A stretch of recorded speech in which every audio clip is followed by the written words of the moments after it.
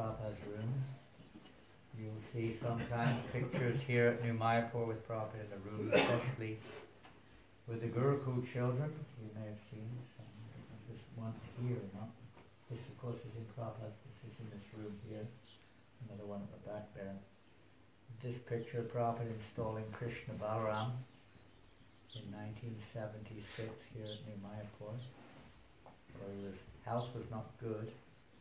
Nevertheless, he came down to perform the Abhishek ceremony, and there are pictures around of Srila Prabhupada in New Mayapur, especially with the children, Gurukul. They had quite a big Gurukul here at that, maybe not so big at that time, but it became about 80, 90 children at one point in time.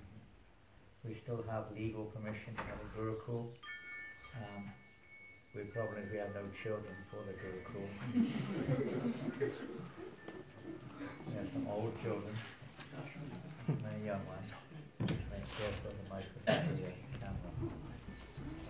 But we do have permission. We have qualified headmaster, everything. Prabhupada wanted that. You have in London many varieties of education for their devotee children. Different schools, even Krishna consciousness.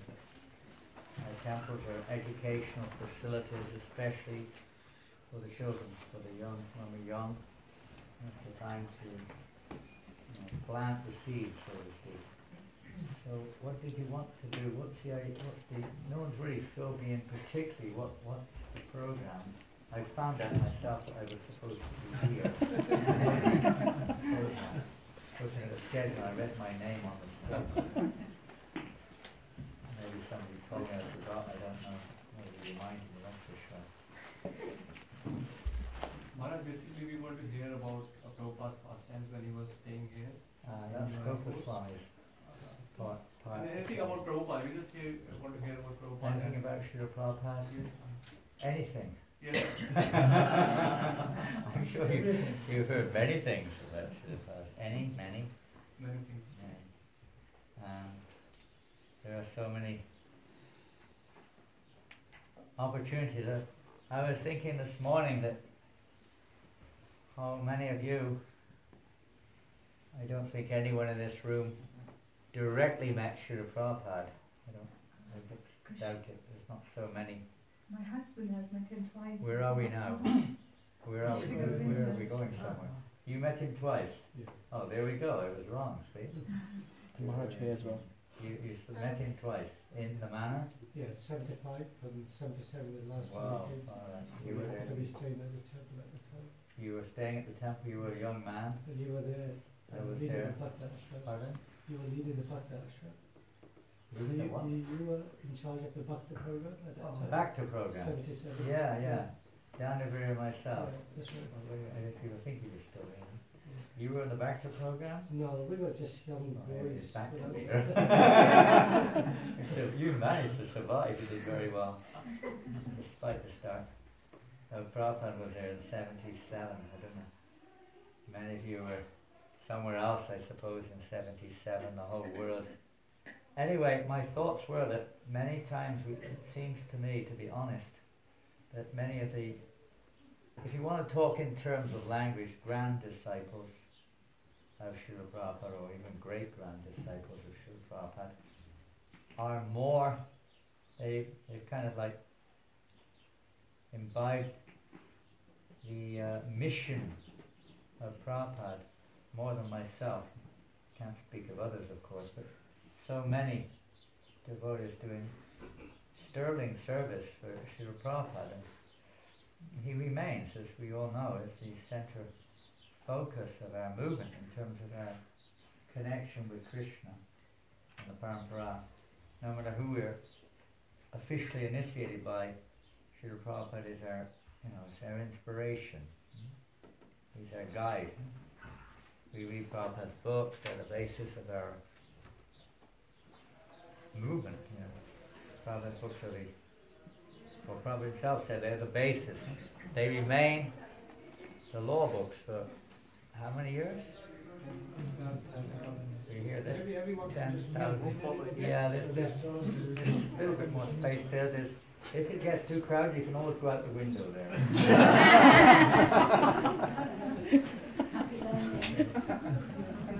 Make sure you know how to jump. I thought I went downstairs to the room downstairs and I found nobody was there.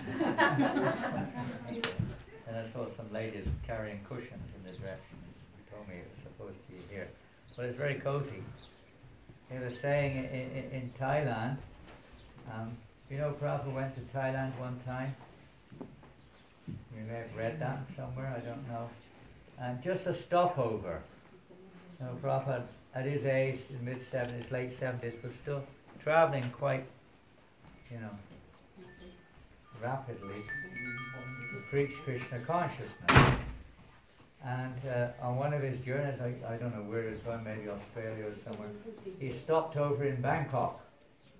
You been to Bangkok? Bangkok in Thailand. Prabhupada stopped there. Prabhupada had this amazing machine. Wherever he was, he would try, to arrange things to continue with his schedule. So it was a time of day for him to take a bath. And he's in the airport. They didn't have, at least if they did, they didn't know about it. In some airports now they have showers, you can take a shower and stop over. Apparently there was no shower. So he went into the common bathroom, and from the sink he just put his gumshoe on and was taking his bath right there. So everybody, and it created a bit of a scene, and what do they call the person who cleans, janitor? What's the person who cleans the bathroom? They got quite upset, The water everywhere. And you can kind of sympathize a little bit. They've probably never seen anything like this before.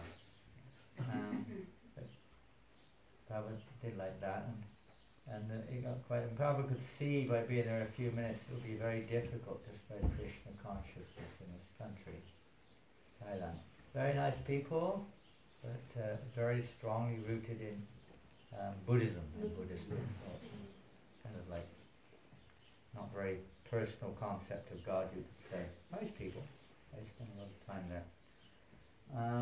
Anyway, how did we get onto that? I don't know. But today we're going to talk a little bit about Prabhupada. I can't talk much about Prabhupada in New Mayapur because I was never here when Prabhupada was here. And, we don't want to talk. You can read. Better you read a little bit. Actually, Goswami is writing a book. It's been going on for a long, long time. And it's passed from one person to the next, and it's ended up on Goswami's lap, if we say that. To try to put that together, I don't know much about it. I did some of the research. I discovered when I was researching on Prabhupada, last year was the 50th anniversary of Prabhupada's first arrival in France when he came to Paris. And I was amazed to find that practically none of the French devotees knew anything about it. He kind of did a whole lot of research on it. And, it's so vague what the devotees had heard or knew. And even many of the older devotees, what happens is they forget. I don't know if anyone here has ever forgotten anything. when you get older, you know, like past 25, 30, you sometimes start to forget things, whatever. But they're forgotten, you know, and you get all these contradictory stories and so on. It takes a lot of unraveling, going to newspapers and various sources of information to get confirmation on different times, dates and places, what have you. So it was interesting. So we managed to get them to get on Prabhupada's first visit. He was on his way from Moscow to America. And even in the database, all the dates, many of the dates are wrong. The place is wrong.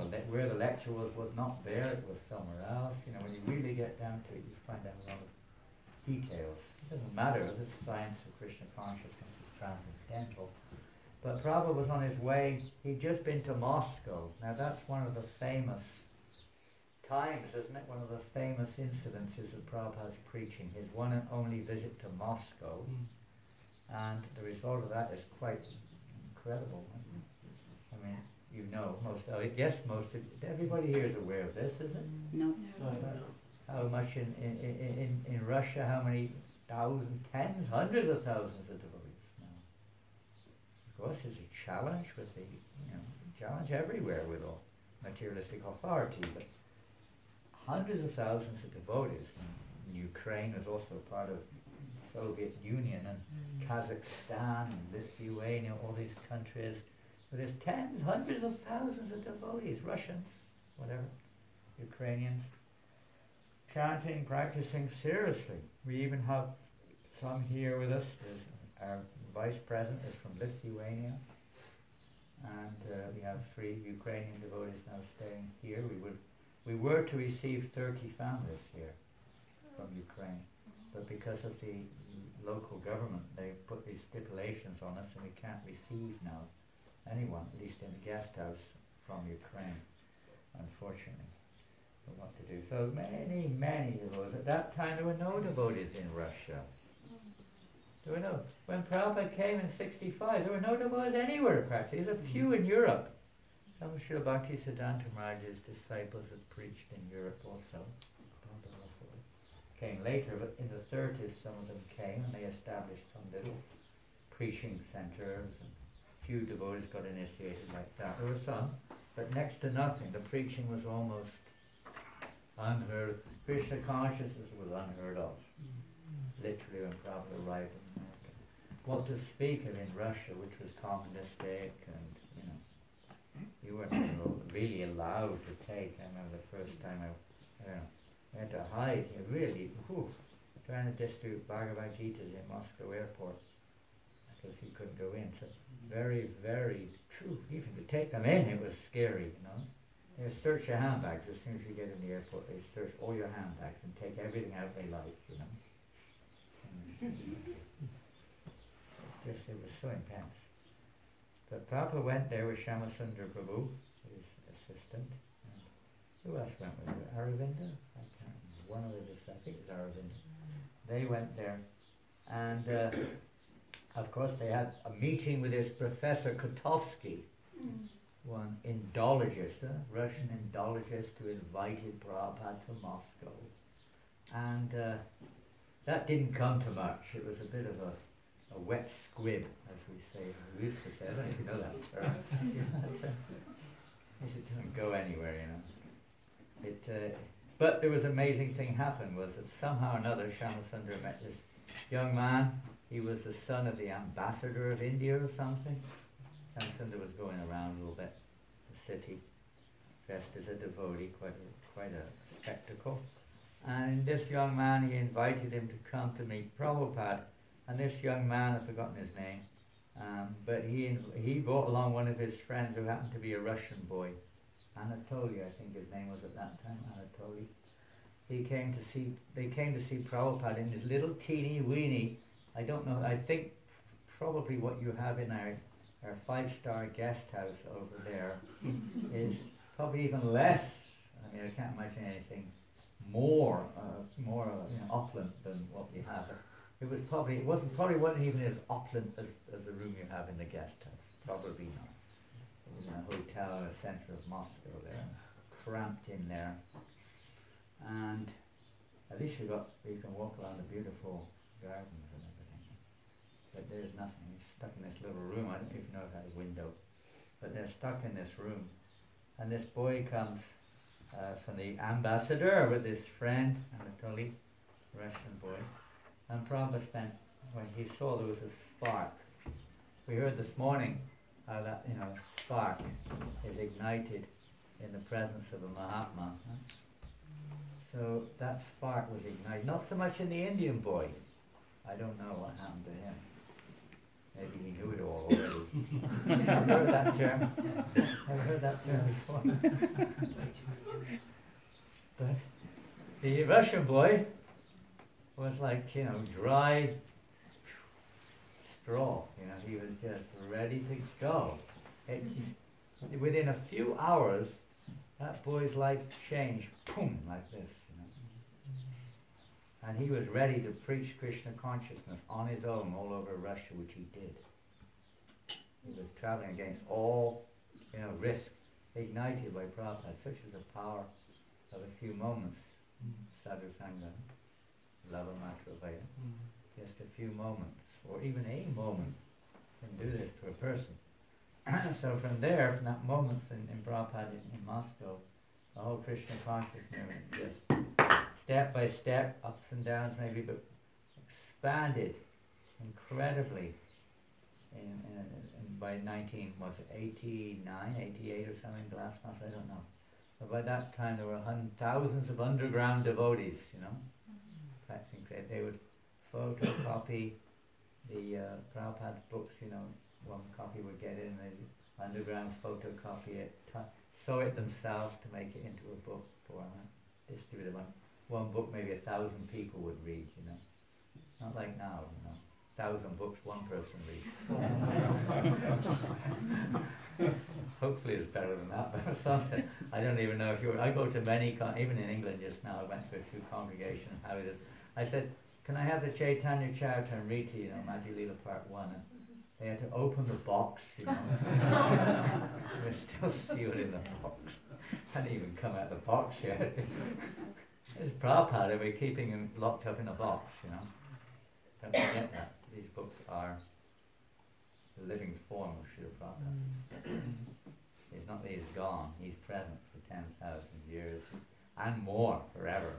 He lives, Prabhupada said, live forever. Those who, mow their lives on these teachings, they live forever in my books. So don't forget that. Prabhupada's books are your association with Prabhupada. Anytime, he's there for you always. Anyway, Prabhupada was in Moscow and set that spark, that fire ignited in his heart. And then Prabhupada left Moscow after a few days and flew to Paris. And Prabhupada was thinking on the plane that even then, this boy just met him after a few hours. Prabhupada was thinking we need to get a devotee to marry this boy. To make the connection, to help to preach to him and help to guide him in his Krishna consciousness. And now there's a big link between France and Russia, not only because Prabhupada flew to Paris, and they held him up for many hours in the airport. Now that airport's Le Bourget, it's not the airport, it's not even used for passenger airport anymore. Prabhupada landed there, and they held him up because he'd just been to Moscow, and he, he's India, and so many problems, visas, he was stopping over a few days, so many problems with it, but eventually he came into Paris. But when he was on the plane, he was asking Shyam Sundar and maybe Aravinda, his servant, who could marry him? Who would be a suitable, match for this young boy? I don't even know if the boy was, involved in the thought about getting married. What he's thinking like this, he was like miles ahead of everyone, like thinking of how to spread Krishna consciousness in this country. We have to have how can a devotee go there? You couldn't go there, it's a communist country. You couldn't just go there and start preaching. Really impossible, So I was thinking like this: if he marries a Western girl, devotee, then in this way maybe he can understand more and more and more Krishna consciousness, and together they can preach. So it was funny, because on the plane, Shyama Sundar said, "What about Mandakini?" Now, I don't know any of you know Mandakini or not. Does anyone know Mandakini? Do you know her? Some of you may have seen her, some of you may have heard of her. She joins our reading group sometimes. Excuse me? She joins our reading group sometimes. She joined your what? Reading group. Reading group. Did she really? Oh, there you go. They mean French Mandakini. There's a Mandakini, there's many Mandakinis. Srila Prabhupada's just like. Yeah, yeah. So she was living in London. She basically joined in London. And when I first came, she was in the London temple. 71, she was still there. Well, that was when Prabhupada came to Moscow. Yeah. So they said, and Prabhupada said, yes, I was also thinking of her. So they arranged, and very shortly after that, it wasn't like, when Prabhupada was, it would give you, now you give me time to think about it, and now 6 years later you hope you've forgotten about it and don't ask me again, right? Not me. Try to avoid it, don't come back until they're gone, type of thing. But Prabhupada would say, okay, we'd like you to go to Moscow. It wasn't like, it was like, well, you didn't even think, you just do it, It's not a question of not doing it, you do it. It's Prabhupada's, gift. We're here to go back to Godhead, we're not here to, protect our comfort zones. So, and those devotees, well, I tell you, not all, pretty much, everyone, was so surrendered to Prabhupada's will, those early devotees. Incredible.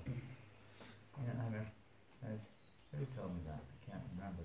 I think it was Janananda, who passed away a year or two ago. He was our sannyas in London when Prabhupada was there. And said when he was in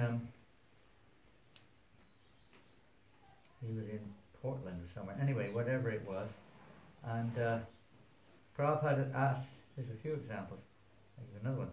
Prabhupada said tomorrow, he heard about one boy.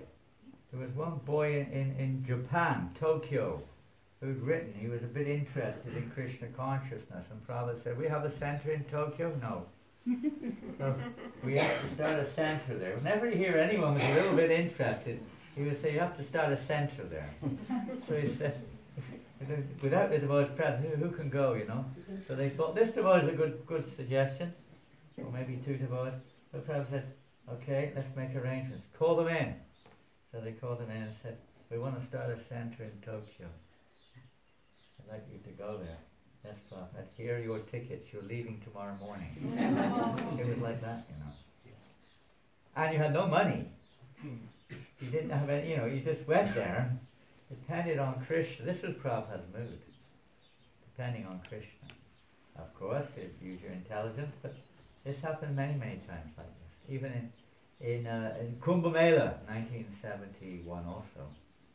And Prabhupada was in Kumbh Mela in Allahabad. Some of you have been. So, and Prabhupada I've just got a letter from Bali Madan, who'd been preaching in Malaysia, Singapore, Indonesia.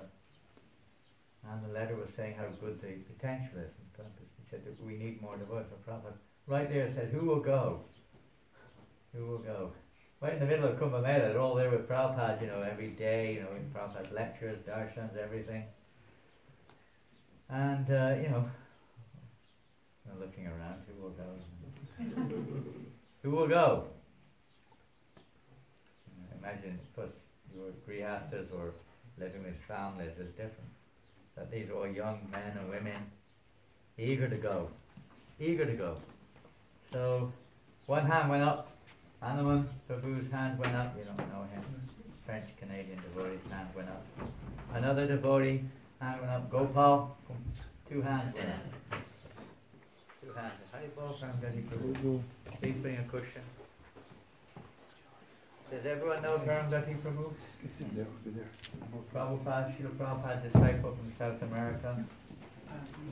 At one time he was the world's top book distributor. He was distributing like 500 or more books a day.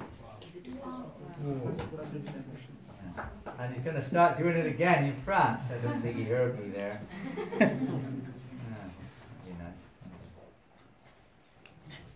So, hands went up. Right there in the Kumbh Mela said, okay. So, are you ready to go? Yes, Prabhupada, they were thinking after the Kumbh Mela. Prabhupada said, no, you leave tomorrow.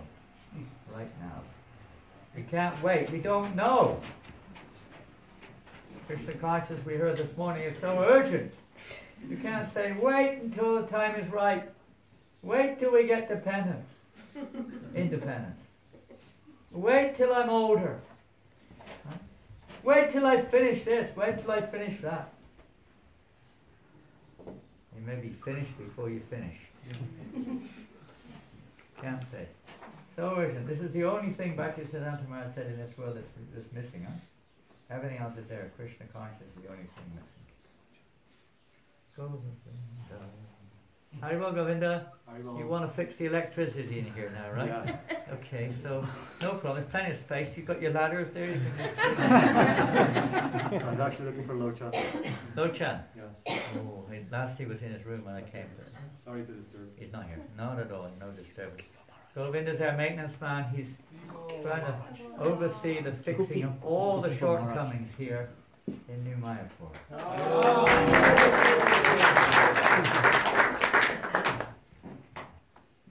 So next time you come, you may see things, even can't imagine it being even more organized, even more efficient, more upgraded. And so they leave just the next day. Boom, pack your bags and go. Detach them. Attach to the spiritual master's instruction. This is what we need to be attached to, Srila Prabhupada. And this, it probably endeared everyone to him, of course. I mean, it's unique how, when you love somebody, you would do anything for them, right? Pretty much. I mean, many of you mums with your kiddies, right? Anything practically for your daughter, right? Practically speaking, whatever you need to do, you would do it. Even if you were sick, Haribol, in a place like you see the Prabhupada, not initiated by Prabhupada, but one of the most senior scholars in France. And you if you come on Harinam Sankirtan tomorrow, I don't know what time, it's a bit of awkward timing here. You're going, what time are you leaving tomorrow? 11. So what time are you going to do Harinam? Between when and when? 2 to 4. Yeah, we are having lunch from 12:30 to 2 and then 2 to 4 Maharaj. Well, you might miss him because he has another service until the time he can't get there till 4 o'clock. I don't know, maybe he's adjusting. But you'll be in ecstasy with the Harinam. He's been taking out the Harinam since the day he joined almost. And inspired by Prabhupada's disciples here in New Mayapur. So that was Prabhupada's mood, was just do it. And wherever he went, when he would come to London, he coined this term actually. Prabhupada said, just do it. We hear this famous slogan of night, isn't it? Night. Just do it. But Prabhupada was using that term way back there in the early 70s. Just do it. Don't sit around speculating. There's always going to be problems. They're not going to solve them. Just like, you ever notice that in Japa? You don't, something that come up. They don't get on with the Japa. They just do it. Krishna will arrange everything. Take shelter. Baba created this mood of complete confidence. The qualities of Vaishnava. When they're there, Srila Prabhupada was a personification of all of the qualities of Vaishnava and also the favorable. We're blocking your way here, aren't we? I'm going to stay first. I'll do it first. You'll do it probably here later on. Yes. Normally he dresses the day Prabhupada get mercies.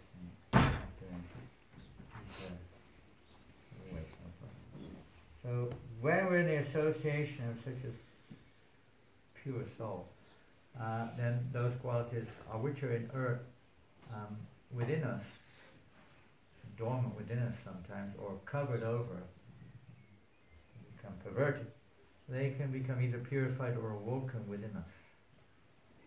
The desire, in this case confidence, Prabhupada instilled confidence in devotees, tremendous confidence, to do things which were, you could say, impossible. Prabhupada coined, or used, it wasn't his thing, he used this famous statement, impossible is a word in a fool's dictionary. So if we say, well, I'm safe then because I'm a fool. It's impossible, for I'm a fool. But Prabhupada didn't want us to be fools. We may feel like we're fools in front of the pure devotee, but not to behave like fools. And we want to change that. Become surrendered souls. And Srila Prabhupada was. And how to do that, how the association, hearing from about Srila Prabhupada, hearing from, as we know, many disciples of Srila Prabhupada are still on the planet, but many have left their mortal frames and moved on. But they left the legacy of their association with Prabhupada in the many, many books which you have available. Who can think of some books about Srila Prabhupada? The science of self-realization. Pardon? The science of self-realization. That's spoken, that's lectures. No, about Prabhupada, not spoken. About Not lectures. Nilamrita. Srila Prabhupada and Lila Amrita. Leela Amrita, compiled by? Saswara. How many of you have read? Put my glasses on, okay. How many of you have read? Okay, well, many of you I know are fairly new to Krishna consciousness practice in this language. So it is, I don't know what the system is in London, but it's generally one of the first books we recommend you to read. There's a short version, Your Ever Well-Wisher, which is the title of your gathering. And a longer version, Srila Prabhupada Lilamrita, 7 volumes. I don't know if we've got it here. Yeah, it's right behind you, Prabhu. There it is. There it is. See if you can get it out. I don't know if it's available in a different format. Which is here. This is a well-used version by the looks of it. Overused. I don't think we would keep this on. Somebody should redo it. So this is Prabhupada's life before he came to the Western world. A lifetime in preparation. We're all in preparation. I would also consider a lifetime in preparation. It never ends, really. Yeah, that preparing never ends. We repair and we prepare. But it talks about Srila Prabhupada's life as a young man, his family, life, his relationships with, this is Kripa Mai. She's looking after the guest houses. No, is it? No, Kripa Mai. Kripa Mai. Who's Kripa Mai? Prabhupada's life, his book, his meeting with his Guru Maharaj, and some of his wonderful poems are in here. So, it's really important. Talking about impossible and the glorious achievements of Srila Prabhupada. One time Shivaram Swami, does everyone know Shivaram Swami? Shivaram Swami in the 90s, I guess in the early 90s, when there was a big campaign to stop the worship of Bhaktivedanta Mana. Some of you were around at that time probably, or you're familiar with it. You were there then, 2000? Pardon? Yeah, around 96. Well, I don't know what time the end came. It went on for quite a few years before it was finally settled. And you have what you have now as a result of the sterling efforts of the devotees. But one thing that did happen during that period of time is that Shivaram Swami, who was the GBC at that time, the GBC then, yeah. So it was such a case, it actually went to the Houses of Parliament. It wasn't just a local affair, it went right up to the Houses of Parliament. And there, the Queen of England, now this, as you all know quite well, right now, in fact, today, isn't it? This whole week, and today, tomorrow, the day after, is her Platinum Jubilee. That's quite something. 70 years she's been the Queen. That's quite something, huh? Quite an achievement, in terms of being the Queen. So she has Queen's Council, a representative in the Houses of Parliament, right? The Queen's Council, who represents her opinion or whatever. And the Queen's Council was also involved in this case of the manor. So somehow or another, everybody called it, I cannot remember, Shivaram Swami went to see him to discuss the case. And he said, he looked, one of the, probably said a few things, but one of the things he said was that you do not know what an incredible thing your teacher has done. There is a 70-plus-year-old man, probably not following the regulated principles, more than likely, almost certainly, not following, not chanting Hare Krishna, never been to the temple probably, never, saying to Shivaram Swami, you do not know what an amazing thing your spiritual master or your teacher has done. So what are you going to say when somebody very important, whose words could make a decision on the direction of this case, his words do count quite a lot.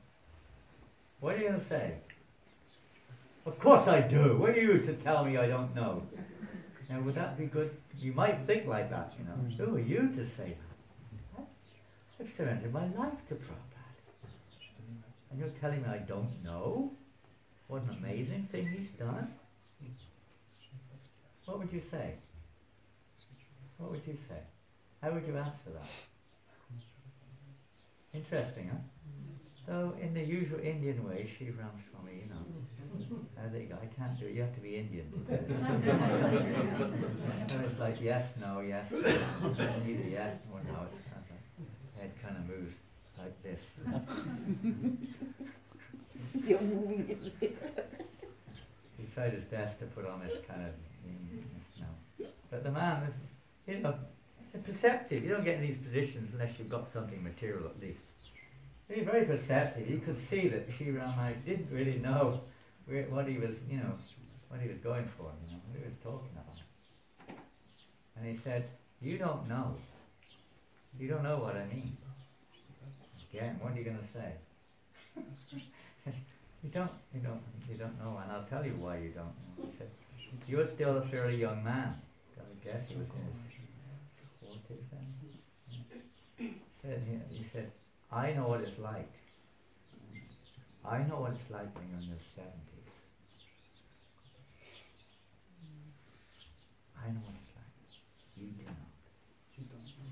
First Prabhupada is transcendental, not limited by age or time, but from a practical perspective.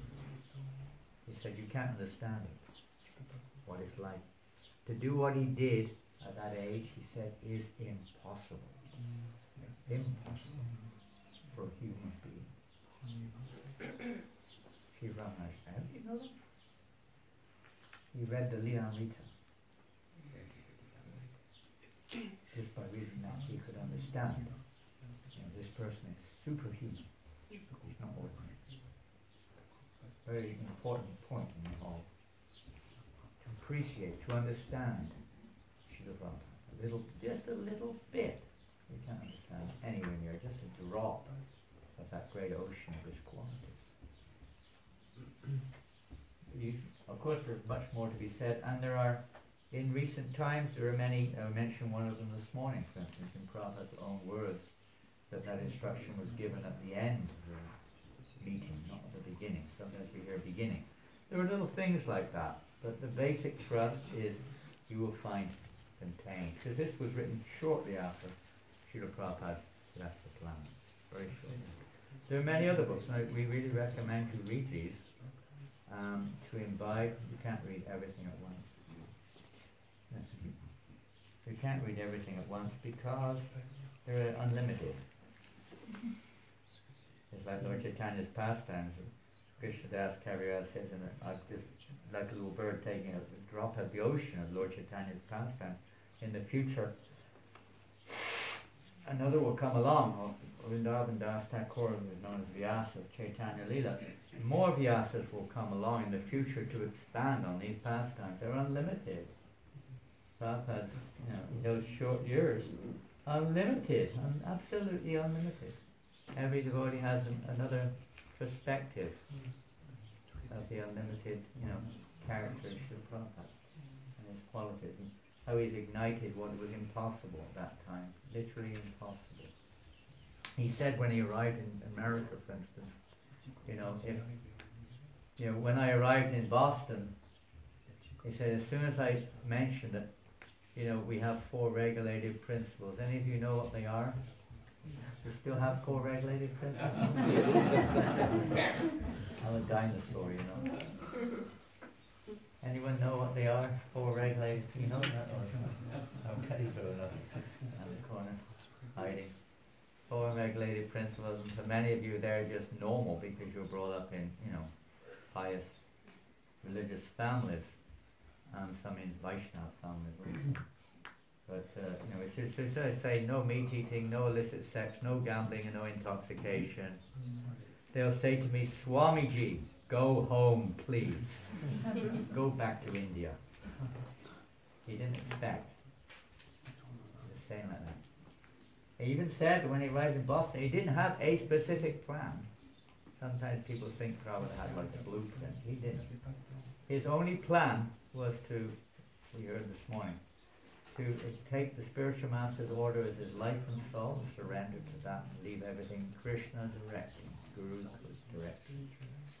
Faith in the instruction of the spiritual master, everything is reaching. Yesterday, so God has implicit faith, fearlessness, completely fearlessness. Fearless, how he would challenge persons. Even sometimes big people would come at the manor, as you know, in 1973. You didn't come in, so you came 75, huh? 75. So in 73, Prabhupada stayed, so, you know, we got the Bhaktivedanta manor in about May or something like that, 73. Prabhupada arrived, I remember when he arrived, and at the manor, to through the property. He dropped in for a day or two actually, on his way somewhere. He came back a month or 2 later. But initially, he just came for a day or so. And he came in a helicopter. And that's the only time Prabhupada ever came in a helicopter. There's a statement somewhere that he came in one in Malaysia, but it's not true. Again, research proved it wasn't true. So I did a little book on Prabhupada in Malaysia. But London was the only time he came in a helicopter. It's a funny story. When Prabhupada was in Schloss Rettershof, that was in Germany, that was the temple in Germany. Maybe that was 75, I guess. He was visiting the German temple there, maybe 74, 75, I don't know, one or the other. And they met Srila Prabhupada at the airport in a fleet of vans, a Mercedes, I think, Sankirtan vans. Very nice ones, first class ones. Germans do things generally very quality, you know. So very first class vans, you know, not like some beaten up old, you know, putt vehicle. But very first class car, and a whole troop of them, about 8, 9, 10 of them went to the airport. And Hansaduda Prabhu, who was the GBC there at the time, said to Prabhupada, did you like the way we met you at the airport today? He said, very nice. He said, but in London, they brought me in a helicopter. and Hansaduda, this is probably 75 because he was also then GBC in England. And he said, yes, Srila Prabhupada, and they're still trying to pay for it. And I was the treasurer for about 3 years, between 73, end of 74 to 76. We hadn't paid for literally anything over the last 8 years. Not even the rent in Bury Place had not been paid since 1970. 5 years we hadn't paid the rent. No money. But still completely enthusiastic to preach. Anyway, it's just a little joke that Prabhupada came in on this helicopter. He actually didn't like it. It was very noisy those days, extremely noisy. He had a headache. And he arrived at the manor. Now, they've always George Harrison had just given us the manor, as you know. As a gift to Prabhupada. George Harrison loved Srila Prabhupada. And we're living there, we're an old bunch. I was staying in Bury Place at that time mostly, but I was at the manor that day. And we were all basically, have you heard of hippies? Yeah. Still, people here know what a hippie is. What's a hippie? Something extraordinary. You got it. Someone said that one interview. Someone said, what is a hippie? Prabhupada was talking about hippies or something. And what is a hippie? Prabhupada said, something very extraordinary. Something extraordinary. Everyone laughed. Such a way of saying things. He could even call you a rascal and everybody would kind of take it positively, you know. If you call someone a rascal, you'll probably have a, you know, bloody nose or something. But Prabhupada could call him, he could say in your body, he could prove that you were a rascal. You know, he had this way of hitting the nail on the head in a way which was effective. You know, you ever hit a nail on the head sometime? You don't, you hit it on your finger instead of the nail. Straight in, boom, he's expert. So that year in '73 when he arrived there at the manor, and they were all waiting there, and it was the rhododendron season. You know what rhododendrons are? All around the garden, you know, the front garden in front of the lawns there, in front of the lake and everything. There were beautiful rhododendrons everywhere. Bushes, everywhere. I don't know if you still got them or not. But all along were beautiful flowering rhododendron bushes, and we had no money, we had no flowers. So what do you do when you greet the spiritual master? You could offer him flowers. Everybody wanted to throw, you know, heaven from the heavens, throw flowers down. So everyone went and picked as many rhododendron flowers as we could, not knowing that when you don't pick them correctly, they never grow again. Many of them never grew again. So anyway, but they were all offered to Prabhupada. So, and the lawn all the way up to the front entrance, back at the reception entrance there, it's covered in flowers, and Prabhupada came in. And, then he came back later, he stayed there too, and then he came back later, maybe in July '73, for the famous Rath Yatra in London. Dancing all the way from Marble Arch to Trafalgar Square, practically speaking, famous event. And he spent like 2 or 3 months at the manor that summer. It was a blazing hot summer, and Prabhupada was there for about 2 or 3 months. Incredible. That was the most he stayed in London, because in a few other places he stayed a long time, but not many. That was one of the longest periods he stayed in one place during his preaching time. And most days he wanted to see important persons, you know, people who are known people. What's the word for them? Celebrities. So he wanted to see celebrities, people who are well known, you know, some professors, some famous writers, musicians, politicians, whatever they could bring. So I was staying in Bury Place, so I was not really privy to much of it. All the time. We just go over occasions, the manor. And Prabhupada was seeing every day different persons, musicians were coming. I can't remember many of their names. It was Donovan who came, I've never heard of him. And what was that famous motor racing driver, what's his name? Hill. Graham Hill, huh? Graham Hill. World famous, champion, world famous motor driver, racing driver, he came and spoke with Prabhupada. Was very, that one where I wasn't there, but we kind of, it was quite famous, so I don't know if maybe it's recorded, I don't know, I never read it. But it was well spoken, you know, there was talked about it, because those few who were in the room at that time, Prabhupada was very expert with him.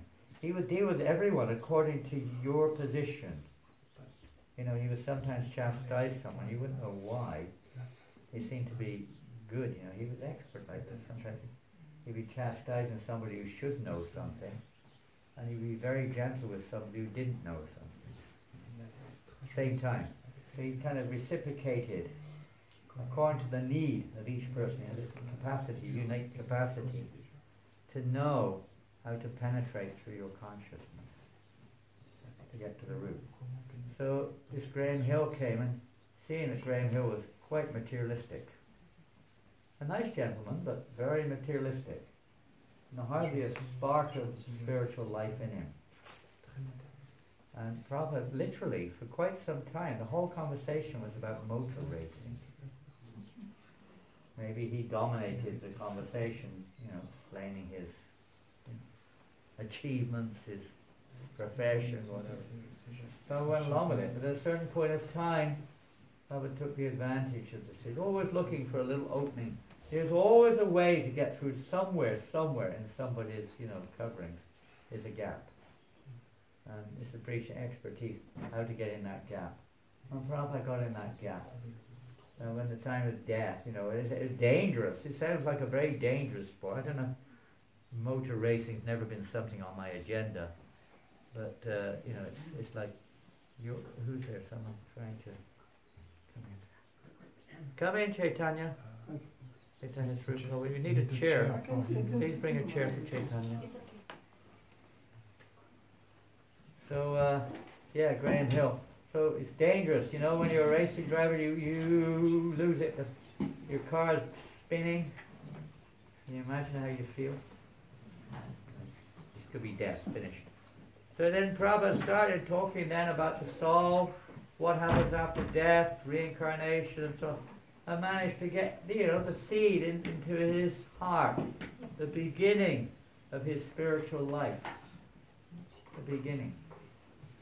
This is preaching. We may not be able to see the fruit grow, or even the plant grow, but at least the seed can go there. We're planting seeds. When Prabhupada was in Africa, I wasn't there when he was there. I came just after he was there. Well, a year after maybe. But in Kenya, anyone from Kenya? Hey, quite a little contingency from Kenya. So in Nairobi, perhaps you've been to the ISKCON temple. Now it's on the same property, although a very different building. Guru something. That sounds nice. I think Guru is in the name of the road. But anyway, there it was in Nairobi.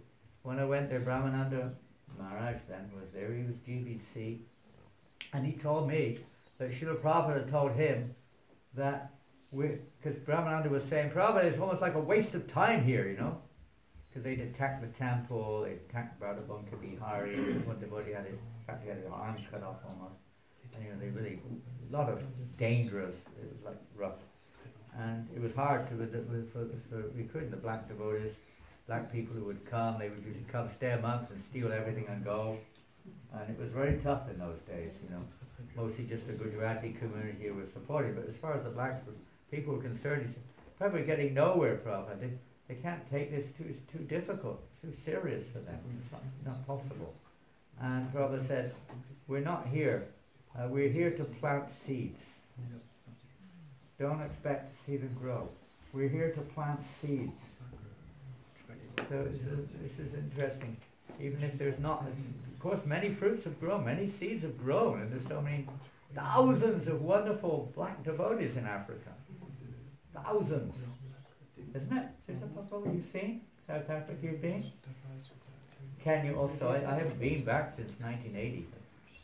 It's, there are many. And everywhere. Prabhupada was so happy to see the black people chanting and dancing. So happy. So happy. Even if it doesn't grow for whatever temporary reason there and then, it will grow in time. We're here to plant seeds. No, you stay and you preach to the African people. We're here to preach to the Africans. At least to plant the seed. Encouraging. So you may not always see, you may say, what's the use of all this? Book distribution, this, that, the other. But it does, and everyone can attest to that. More than anyone will attest to that, being a book distributor. How many years later, sometimes 40, 50 years later, somebody got the book 50 years ago, and 50 years later they wake up. Suddenly, Prabhupada enters their consciousness. It never goes in vain. Never. So with Graham Hill, he found this little way in to penetrate his heart and wake him up. This is Srila Prabhupada, wake up. Woke us all up from our dreams. Even most of you are from Indian backgrounds. You may think, I know all these things. I've read this, I've read that. What difference does it make? We're still entangled in the material world. We have no real love for Krishna. We think Krishna is an order supplier with one of the many gods. Or there is no God, or I'm God, or something like that.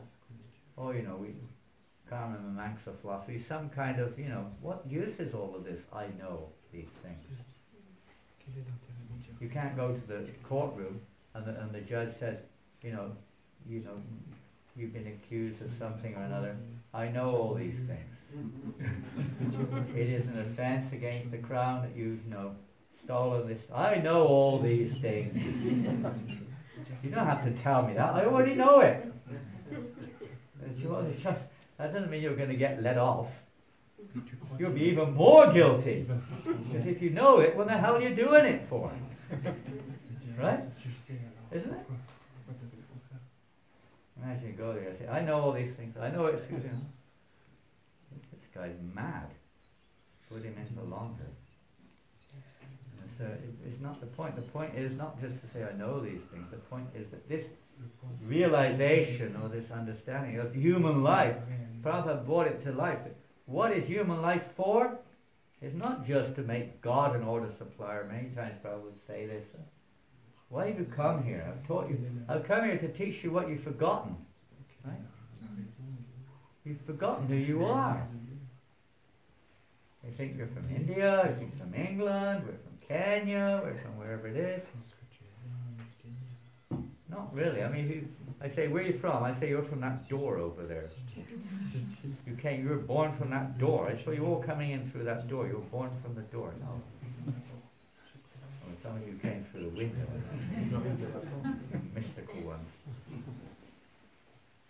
No. Eternal spirit soul. People have forgotten this. Even if they say, I know these things, they don't act like they are. Not acting like we're eternal spirit souls, but what's their business? Only Prabhupada brought this to the West. So, okay, anyway, that's just a few things around and about how the association of Prabhupada wakes us up, instills all good qualities in the devotee, instills the spirit. And things you think are impossible can be done. Remember, Srila Prabhupada, remember Lord Chaitanya, even that which is impossible becomes easy. Prabhupada personally demonstrated this. How to change people's lives. That Prabhupada said was his miracle. Sometimes people would say, Indian people particularly, Mamaji, can you show us some miracles? They want to see some gold dust or something or another. Boom, gold. God. There's only one letter difference between gold and God, isn't it? L. Take the L out, you've got God. He's God. He produces a little gold, Or walking on the water. Mystical powers. Paul said, these are my miracles.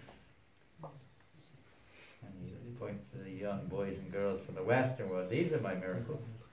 That they, just a short while ago, they were eating meat, drinking liquor, smoking marijuana, having sex with everything and anything they could, and doing all kinds of things.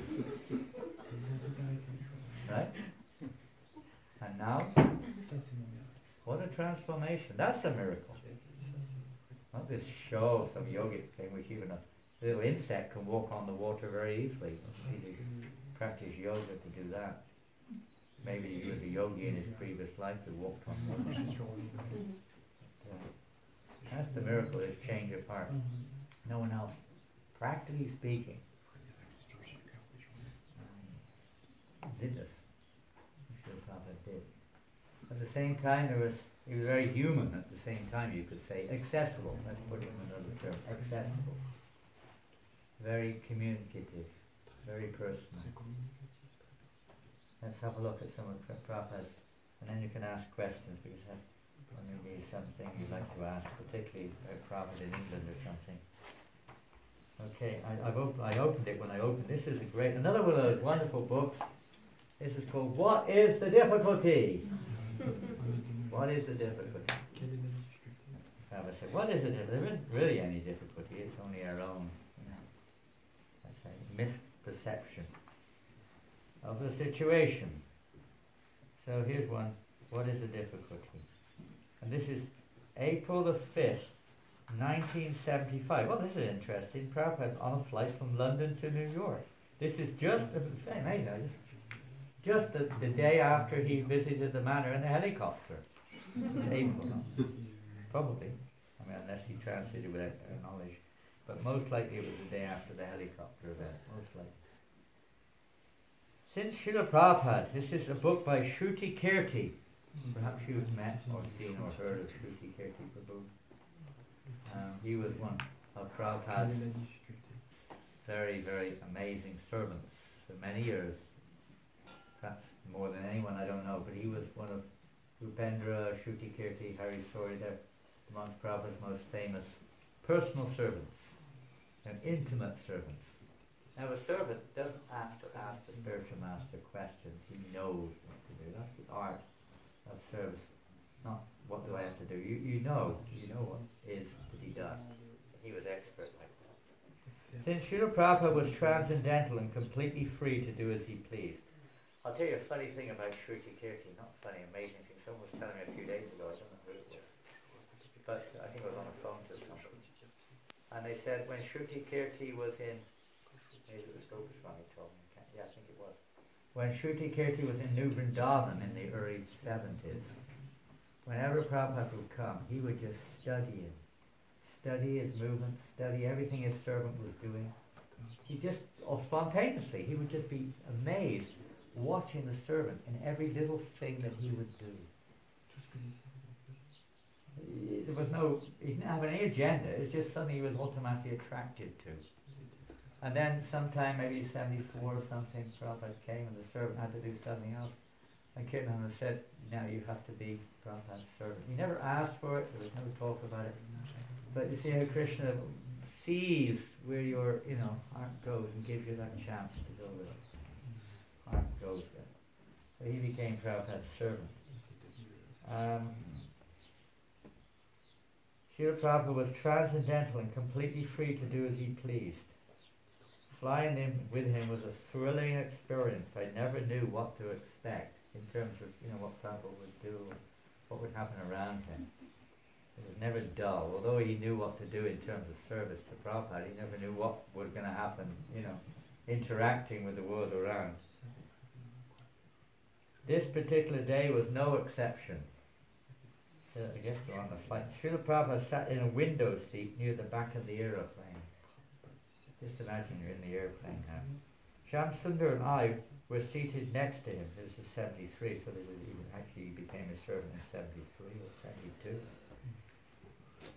As was the custom on the transcontinental flights, the flight attendants frequently offered refreshments to passengers to avoid the dehydrating effects of recycled air. A flight attendant walked up the aisle with a tray of drinks in clear plastic cups and offered them to the passengers. What is that? Srila Prabhupada asked me as she approached their seats. Oh, that's 7-Up, Srila Prabhupada, I said. Would you like some? Yes, let me try it, he replied. I immediately requested 3 cups for all of us. Shyam Sundar and I waited for Srila Prabhupada to take the first sip. We wanted to be certain the 7-Up would be prashadam. We watched carefully as he put the cup to his lotus-like mouth. He drank some and put the cup down on the table. He said, this is very refreshing. We finished our drinks within minutes. During the flight we had 7-Up 3 or 4 times. Each time Srila Prabhupada drank one, he said, very refreshing. This is really good. One time the flight attendant put the can down on the table along with the cups filled with ice. Srila Prabhupada picked up the can and asked, what are the ingredients? Water, sugar, citric acid, natural lemon lime oil. It's a bit more natural in those days, I guess. He read, oh, this is all right. This is very good. It is all natural ingredients. It may sound like it. Now they tell you what really is in there now. That's just like the, some of the better ingredients. Srila Prabhupada was marvelous. He could have been doing a commercial for the soda. Yeah, they could have had him on the commercial. They could have subtle him. He was very enthusiastic about his discovery. American, a guru for America, you know, advertising 7-Up. He was very enthusiastic about his discovery. I excitedly watched him enjoy each moment. Another time, you know, Prabhupada was on an airplane playing somewhere. And in those days they used to have, you know, a screen. Nowadays you have your own little screen you can choose. They had one big screen. Some of you remember that? Playing. And you kind of, you had no choice if, you know, you could close your eyes or try to do something else, but it wasn't easy. So there was a Charlie Chaplin movie on the screen. And Prabhupada was watching it and laughing. This is Maya. So, but Prabhupada's servants wondered what to do, and then perplexed, he asked the other servant, what do we do? And I don't know. I know we're supposed to laugh along with Prabhupada. I thought we weren't supposed to watch these sort of things. You know how it is, the movie's on, you're trying to read Bhagavad Gita or something, you know.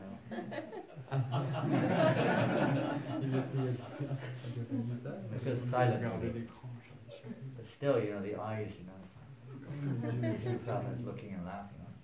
He said, no, better ask Prabhupada. They asked Prabhupada. Prabhupada said, can you not see Krishna there? Can you not see Krishna's opulence there? Hasya ras manifesting through this person? Hasya ras is comic, you know, the humorous mood of the Lord. He could see this in different people. Krishna's qualities coming down, maybe perverted, maybe direct, whatever. You see the original quality coming from Krishna.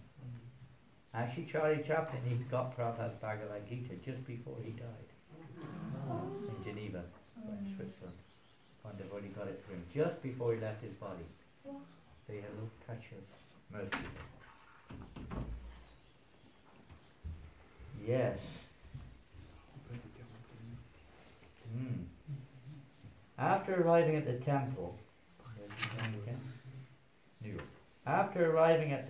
one of the devotees asked if there was anything Srila Prabhupada needed. I could not think of anything. I could not imagine what the devotee could get for my beloved spiritual master. The devotee was determined to offer something to him. Oh, I finally said, well, he likes 7-Up. Get that for him. This is the beginning of ISKCON's, I don't know if it's still popular in ISKCON or not, is it? It's still around? Not so much. Still a bit on the background there, huh? Not so much in the foreground. I must confess, I convinced him it was a good idea. The devotee couldn't believe it. That day the devotee brought a case of 7-Up and I stored it in Srila Prabhupada's kitchen. I must confess, for the first few days I was hesitant and never offered the 7-Up to Srila Prabhupada. I began drinking it because I was afraid to offer it to him. I could not think of the right moment. Finally the occasion arose. One evening, a temple president arrived from out of town to see Srila Prabhupada. While His Divine Grace was in his sitting room speaking with this disciple, Srila Prabhupada rang his bell. I started towards Srila Prabhupada's sitting room when this devotee stopped me in the hall. Srila Prabhupada wants some water, he said. Okay, I replied, but continued to walk towards Guru Maharaj's room. Srila Prabhupada wants water, the flustered temple president loudly reiterated, annoyed. I tried to keep my composure and replied, please wait, I want to ask His Divine Grace something. Apparently the disciple was trying to have a private conversation with Srila Prabhupada, and I was interrupting. Lacking sensitivity and imagination, I did not immediately understand his needs. So I made my way into Srila Prabhupada's sitting room and offered my obeisances. Srila Prabhupada, I said, would you like some 7-Up? Oh yes, he replied, smiling. Bring me some 7-Up. I raced back to the kitchen and filled a silver goblet with 7-Up and ice. Hurrying back to his sitting room, I placed the 7-Up on his desk in front of him and offered my obeisances. Srila Prabhupada sat back on his asana and sipped the drink. This is very refreshing. He got up from his asana and walked around the room enjoying his 7-Up. I remained in the room blissfully watching my spiritual master enjoy the cold drink. My godbrother was surprised by the entire affair and anxious for me to leave the room. After Srila Prabhupada finished his 7-Up, I took the empty cup, offered my obeisances, and happily left his room. I felt I had pleased my Guru Maharaj by this simple act, in spite of inadvertently annoying my godbrother. Srila Prabhupada, I am forever blessed by your causeless mercy. Thank you for the opportunity to witness your playful pastimes. Playfulness comes from Krishna. Pure devotee is also playful. Not just stern, sober, philosophical. Playful. In the spiritual world, at least in Goloka Vrindavan, there's not much room for staunch, stern ascetics, is there? You find them in Goloka Vrindavan. A yogi with long hair, you know, fasting for 50,000 years, standing on his toes with his hands raised. Maybe as a joke in some, you know, pastime, someone may imitate. Everyone's playing. Prabhupada sometimes manifests that in his dealings with devotees too. Observing your confidential Leela allowed me a tiny glimpse of your association with the Supreme Lord. Your beloved childlike nature contrasted sharply with your lion-like acharya profile. For pushing on Lord Chaitanya's movement, you forcefully did the needful. As a pure devotee of the Lord, you have no attachment to the fame and adoration that was constantly bestowed upon you. For this reason, you are worthy of it. And continuing with the 7-Up saga, one more 7-Up pastime. April the 8th, 1973, also in Brooklyn, New York. And after this, news, of course, spread quickly about things like this. 7-Up became, what's the word I'm thinking of? National.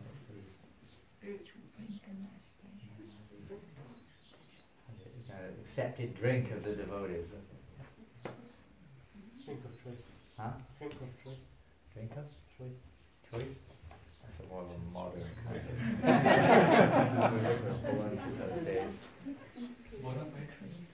Bona fide. Well, that's a bit too, what do you say, traditional. Not like the flag mast drink, something like that, whatever, it became the national drink of ISKCON, Speciality. Trademark drink, okay, there you go, the trademark drink of ISKCON.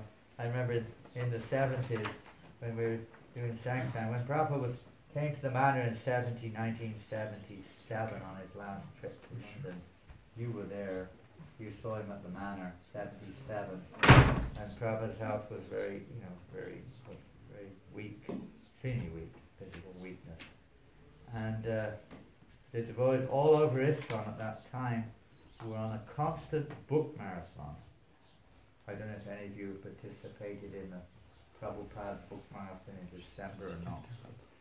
Then we were almost every single devotee from president down was going out on book distribution whenever they could to please Srila Prabhupada. And we felt this was the way to keep him in the world forever, and it is the way, although physically it may not look like it. He remains forever with those who serve him in this way, in this capacity. So we were on a constant book marathon in England. When Prabhupada came to the manor in 77, we decided to increase the book distribution more than usual. And often when your gurus come, if you have a guru or aspiring guru, when he comes, you want to spend most of your time with him, right? Fair enough. Understandable.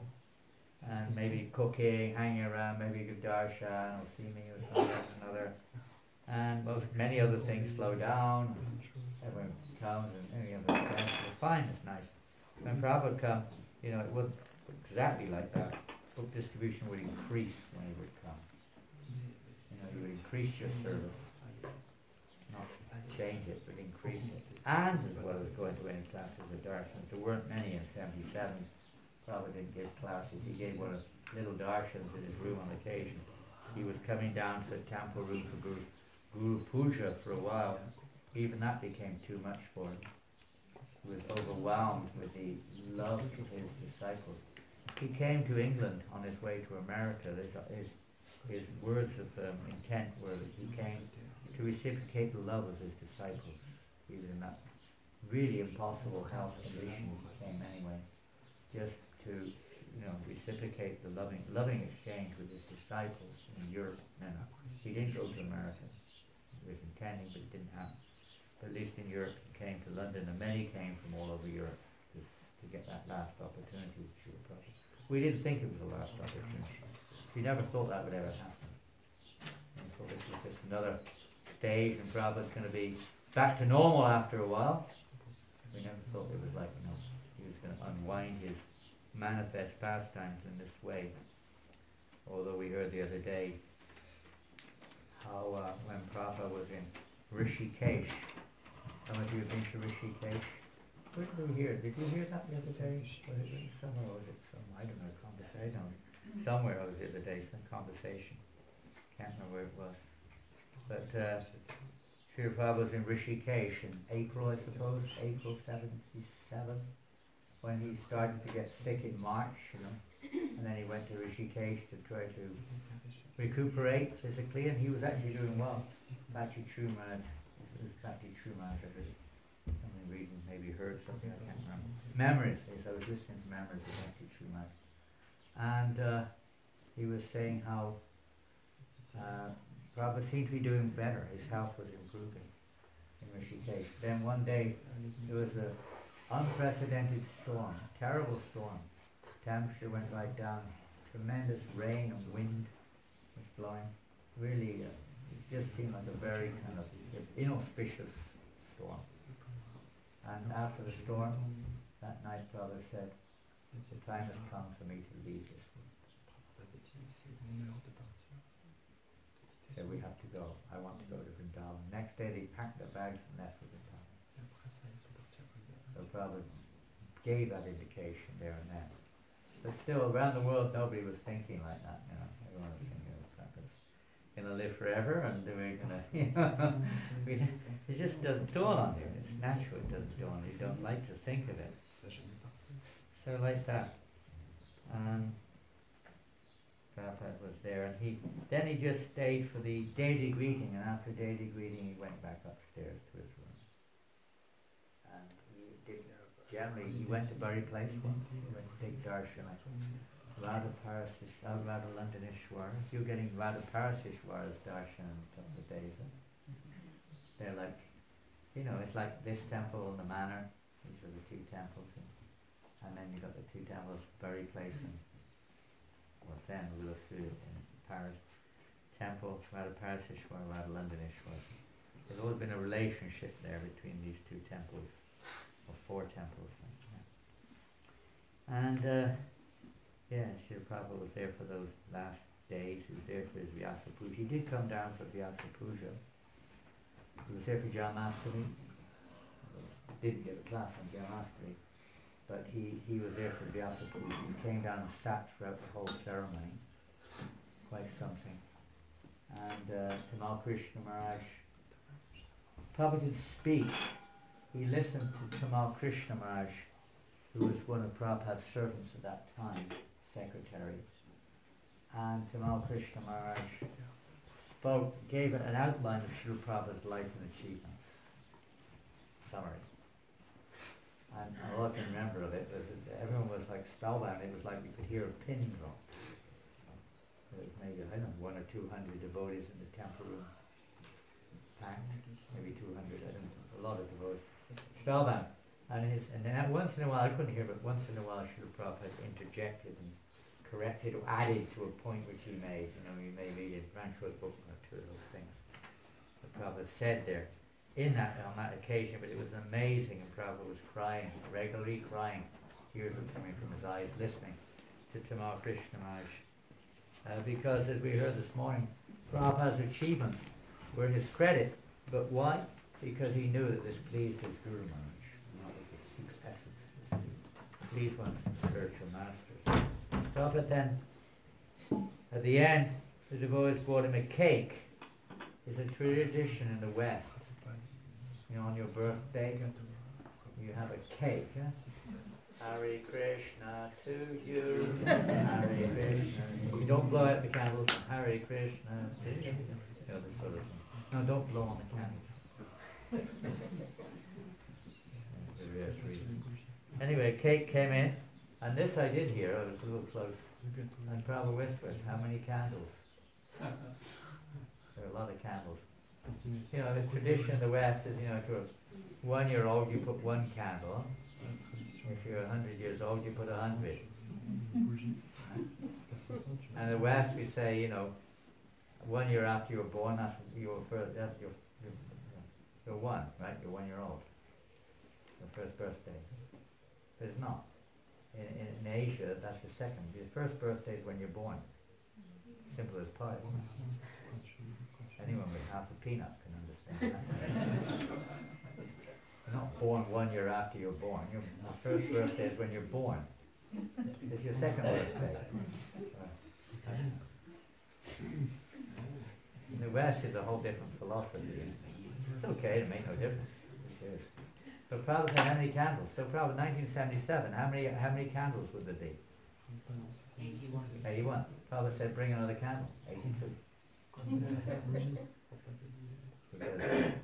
82nd birthday. If you're going to put candles, get it right. So you had 82 candles. Interesting, huh? Let's get back to 7-Up. This is more interesting.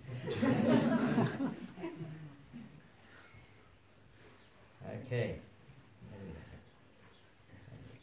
Okay, at this time Bali Madan had been talking, this is in the temple in Brooklyn, I've been talking about getting a new temple facility in New York City.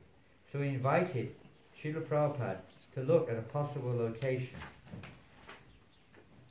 The sun was high, it was brightly shining as Bali Madan, Kirtiraj and I followed Srila Prabhupada into a small Toyota. Bali Madan drove for a while, until he finally stopped across the street from a large, beautiful cathedral. This is the possible temple I told you about, Srila Prabhupada, Bali Madan said. We can't go in because it may not be beneficial if they know we are Hare Krishnas. We can look at it from here. You know, we almost got a temple in, where did you have that big program in that massive hall a few years ago? What's that suburb called? In London? Yeah, the big festival, 50th anniversary festival, a massive hall somewhere. What's that called? Huh? Louder and clearer. Just slipped my mind. Huh? Louder. Hammersmith. Hammersmith, yeah. Hammersmith, what a nice name. Hammersmith. So, the same thing happened in Prabhupada's time there. Devotees located a church in Hammersmith area. They were going to get that church. And when the owners found out it was Hare Krishna, said over a dead body. Like that. Building just fall to pieces rather than use it for Krishna. We all got out of the car and looked at this immense cathedral from across the street. The structure was stately and beautiful. Fortunately, the front doors of the church were open, and we could see inside. Srila Prabhupada seemed very impressed with the facility. He could see the huge marble pillars inside. You would look at buildings, you know, every time you see a stately building, you think this would make a nice temple for Krishna. Massive building, I don't know what it is. You know. I was seeing like this. This is meant to be used for Krishna's service. They're using it for Maya, for their own purposes. This will make a very nice ISKCON hall, he said. This is beautiful. As we stood on the sidewalk, Srila Prabhupada turned around and saw a small Italian grocery. Kirtiraj asked, Kirtiraj was a devotee in New York at that time, do you think they have 7-Up? Well, I can, he asked Prabhupada, do you think they have 7-Up? No, Prabhupada. It's difficult wording here. Srila Prabhupada turned around and saw a small Italian grocery. Prabhupada said, "Do you think they have 7-Up?" He asked Kirtiraj. "Well, I can see if they do, Srila Prabhupada," Kirtiraj said with a shocked look. "Do you want one?" Prabhupada said, "Yes, I would like a 7-Up." Kirtiraj went into the store and quickly returned with a can of 7-Up. Srila Prabhupada regally stood with cane in hand and japa bag around his neck. He looked especially transcendental. Kirtiraj opened the can and Srila Prabhupada took it with his right hand. His cane was in his left hand, securely planted on the concrete sidewalk.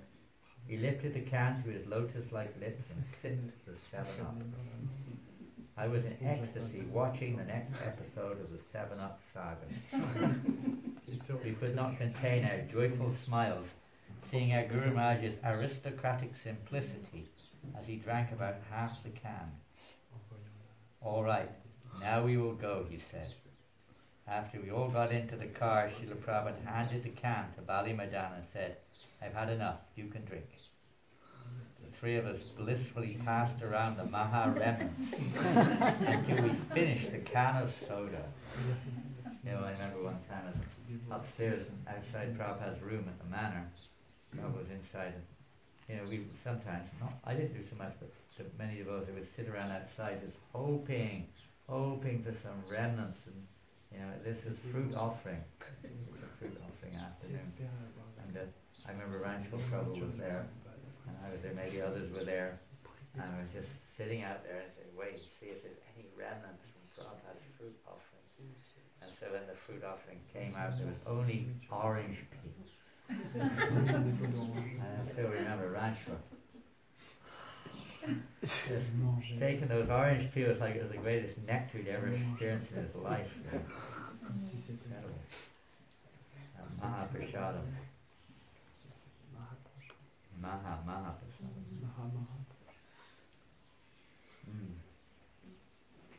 The ride back to the temple was light-hearted and carefree. I tried not to spread the news, realizing it could create a 7-Up frenzy. A week later, when we arrived in Los Angeles, it was apparent that the news had already reached the New Dwarka community.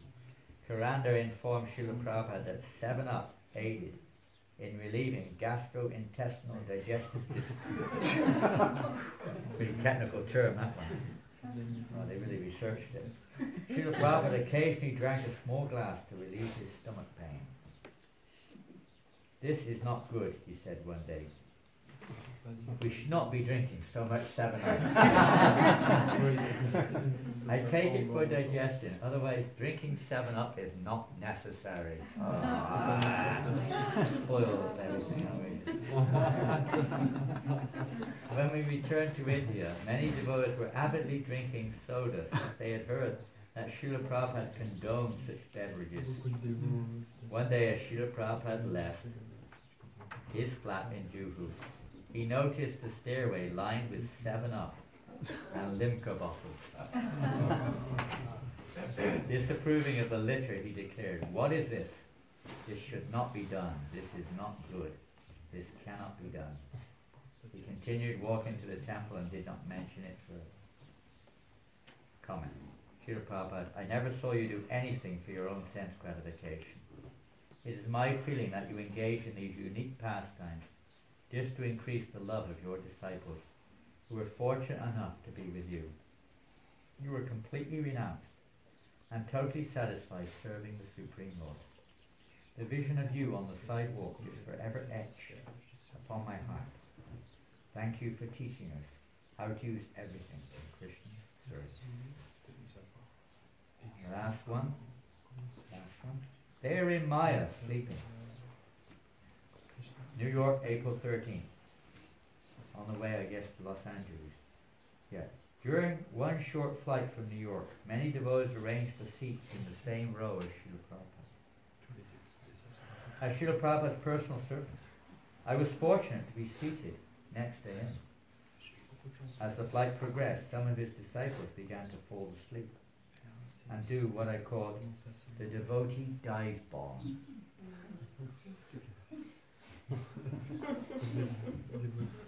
You ever experienced a devotee dive bomb? Prabhupada said Bhagavatam is a sure cure to insomnia. Let me check. As soon as Bhagavatam class starts, many devotees. Samadhi. 1972, I was in a Bury Place temple, and one television crew came round. The television crew, they were just doing short films. I didn't know where they were. I used to always close my eyes during japa and put my head down. And the picture was in the no, it was the paper. The picture was in the paper. Picture of me with head down like this, you know. And it said, Samadhi.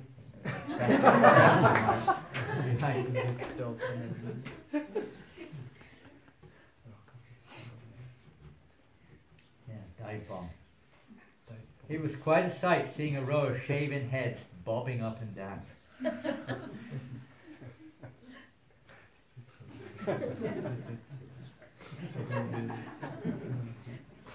You know how it goes on the airplane, bobbing up and down. You know what the people think, you know, so these shaved-headed guys in the plane, bobbing up. Some kind of yoga, bobbing yoga, head bob yoga. Prabhupada was not amused, however. Just see, he said, everyone is wide awake except for the devotees. They're in Maya, sleeping. Everyone else is awake. Why they cannot stay awake? Usually when Srila Prabhupada addressed me in this way, I became silent. I was afraid of saying the wrong thing and possibly disturbing him even further. I simply sat in silence and waited for him to stop. This was one such instance. During my stay with Srila Prabhupada, I learned there was no such thing as a good reason. We would say a good excuse. It was not a point you could make that Prabhupada could not defeat. And I was not advanced enough to have him start chastising me on a regular basis. Therefore, if he did, if he defended it, then you became, you know, not the other devotees. You were the one who took all, you know, Prabhupada's, you know, whatever, anger or his corrections or whatever like that.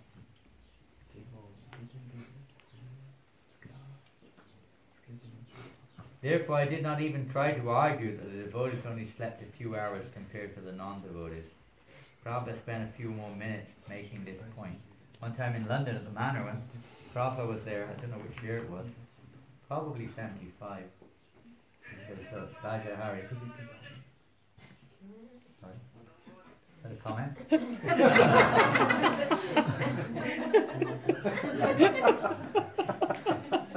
Can you say it louder, please?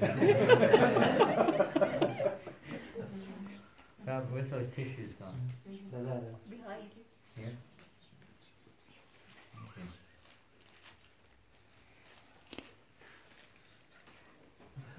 My glasses on. Who's the, oh, that's the bag. Who gave me these? Who gave me? Yeah, I'll give you the bag back.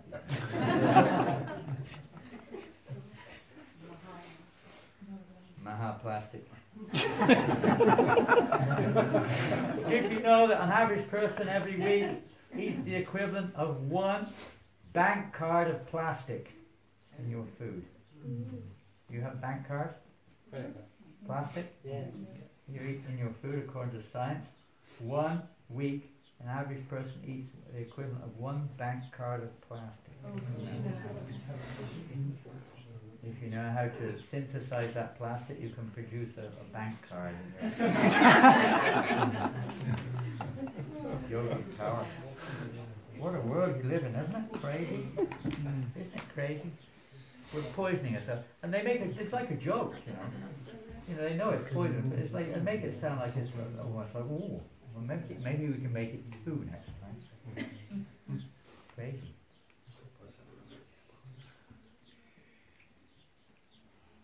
One thing was certain, Shruti Kirti Prabhu said. I did not sleep on that flight. Very careful, tired or not, he made sure he didn't fall asleep. Srila Prabhupada often talked about reducing our eating and sleeping, but he was always practical. I must mention in the manor actually, when Prabhupada was there in 75, and our temple president Bajahari Prabhu was working very, very, very hard. He would go, because we had no money in those days. It was at the beginning, we didn't have like you have now, a congregation of Indian community. And we were just trying somehow or other to get enough money to survive. Small Indian community was developing, but very small. And sometimes we'd have no food at the manor. You know, I was staying there from January 74 almost. There was many times we had nothing to cook for the devotees. Literally nothing.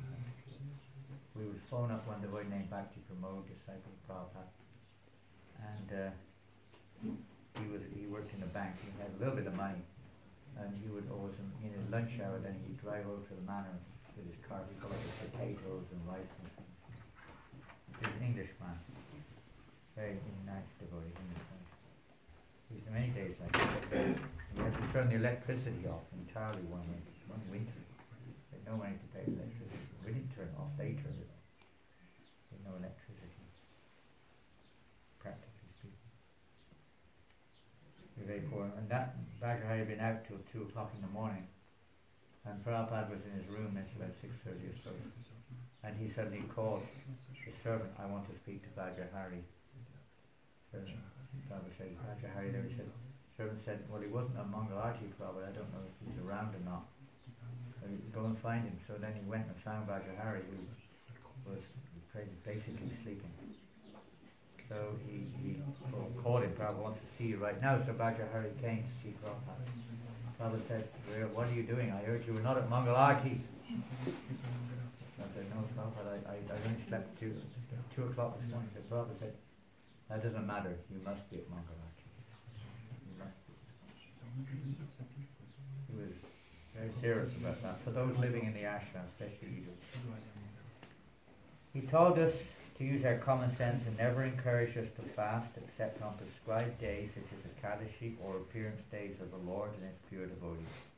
He never objected to our getting sufficient sleep, but he did not like to see us sleeping during the day. He wanted us to rise early in the morning, and he always set the example. He showed us practically how to be a devotee.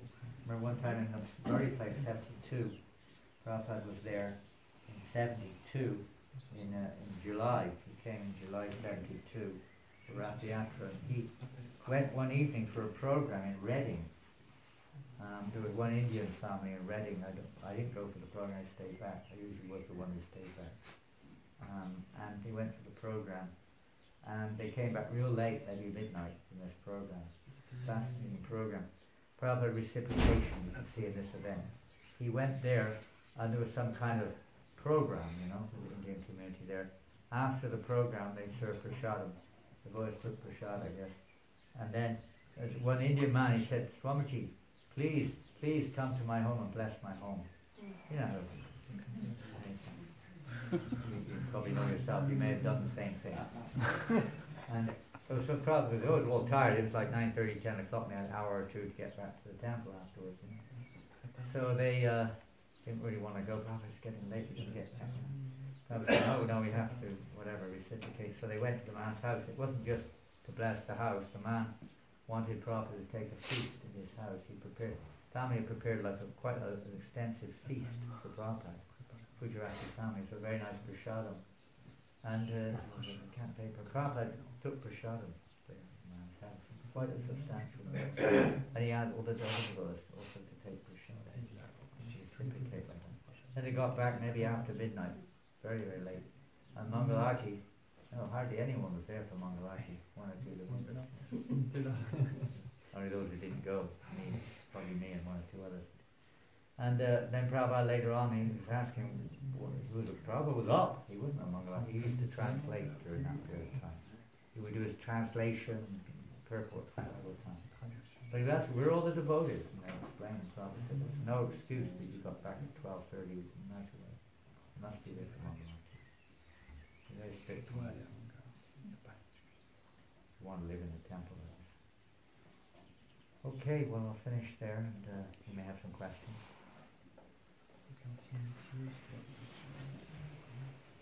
Have we got any 7-Up? That's your question. Do we have 7-Up? And they have 7-Up in France, Jyoti? Yeah. Yeah, it became, as you say, that the drink of ISKCON, and in '77 on the Sankhan party, I wouldn't know, it was the Sankhan coordinator, but calculated we were spending around about £10,000 a year on 7-Up. Wow. You know, 80 devotees taking a can a day practically. Sankhan, probably about 70 or 80 full-time Sankhan devotees.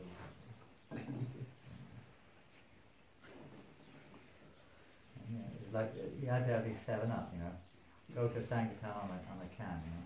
Can. Thank you, can. You know.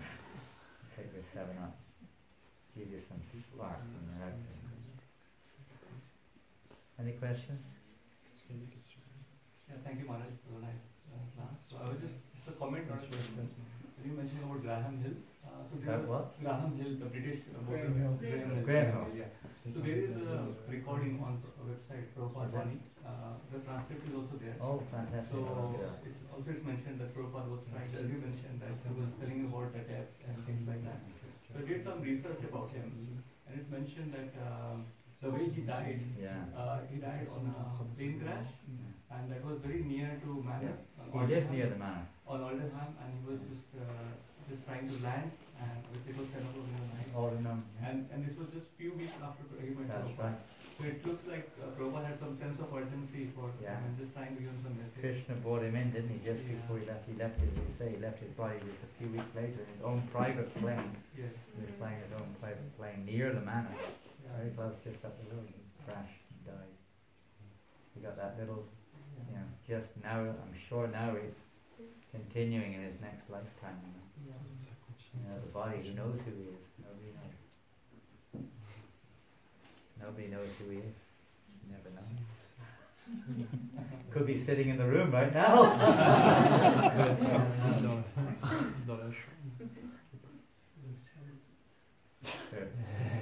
Yes.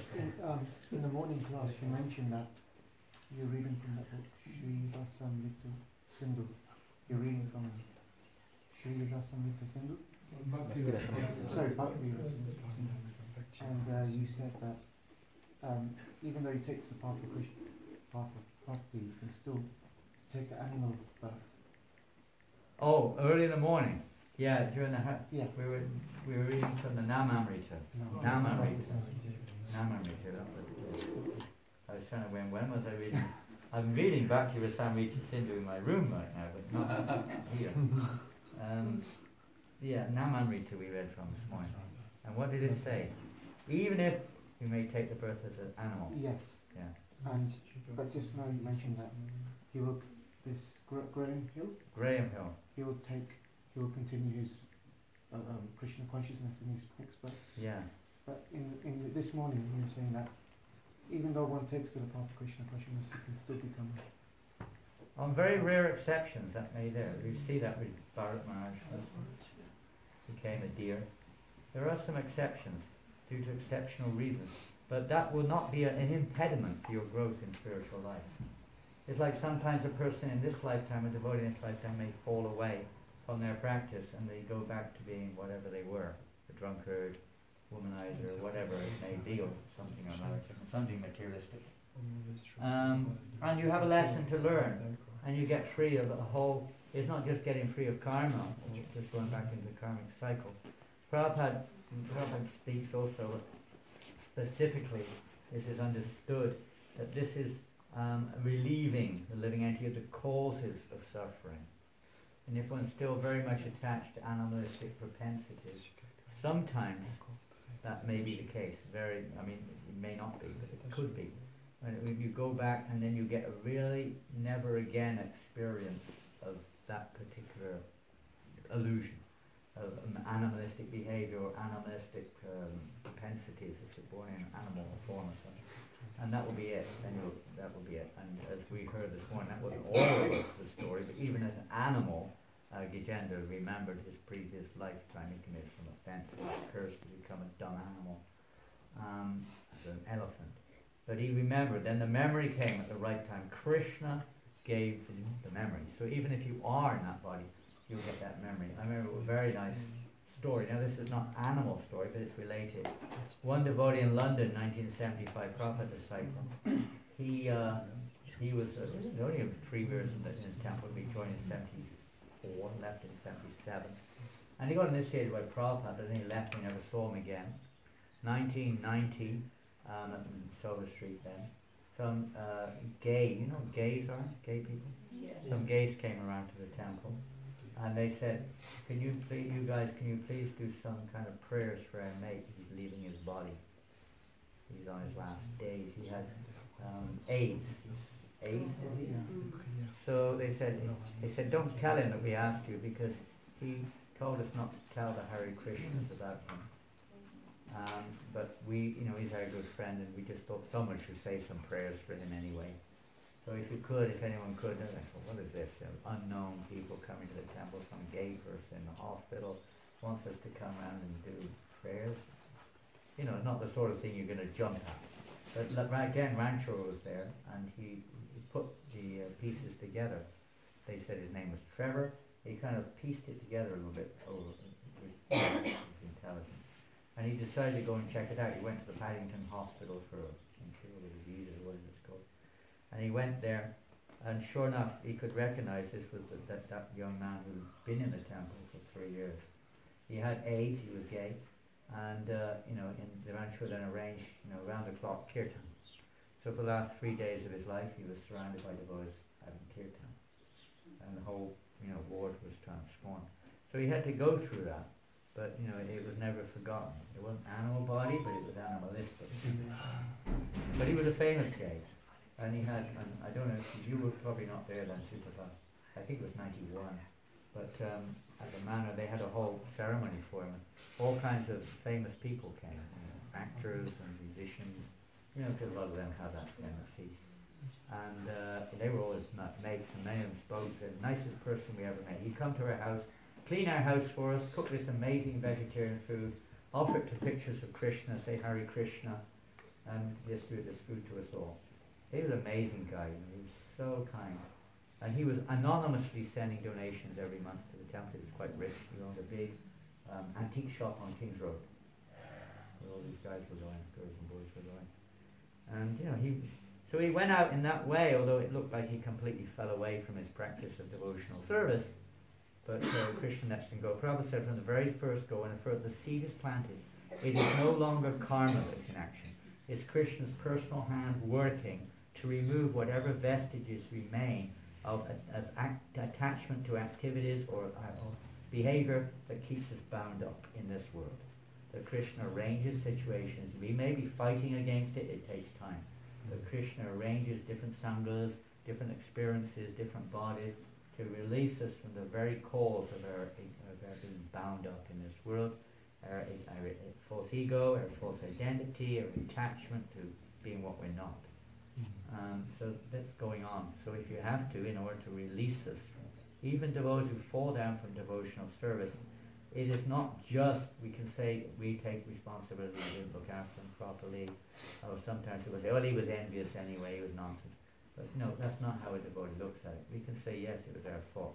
But the actual thing going on here is that Krishna's hand is working for that individual soul to prepare them for pure devotional service. No matter how advanced you are, this can happen.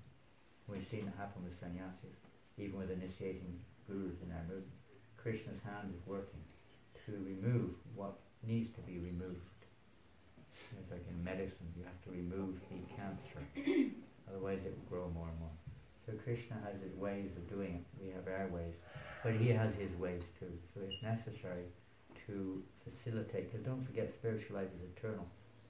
And what Krishna really wants is you all go back to Godhead. What Prabhupada wants is you all go back to Godhead. That's what pleases the spiritual master. That's what pleases Krishna. So whatever it takes, we fight against it. We try to avoid it sometimes. We put on a false show, cover up what's really going on inside us. But Krishna knows everything. He knows everything. You can't hide anything. You can hide it from others.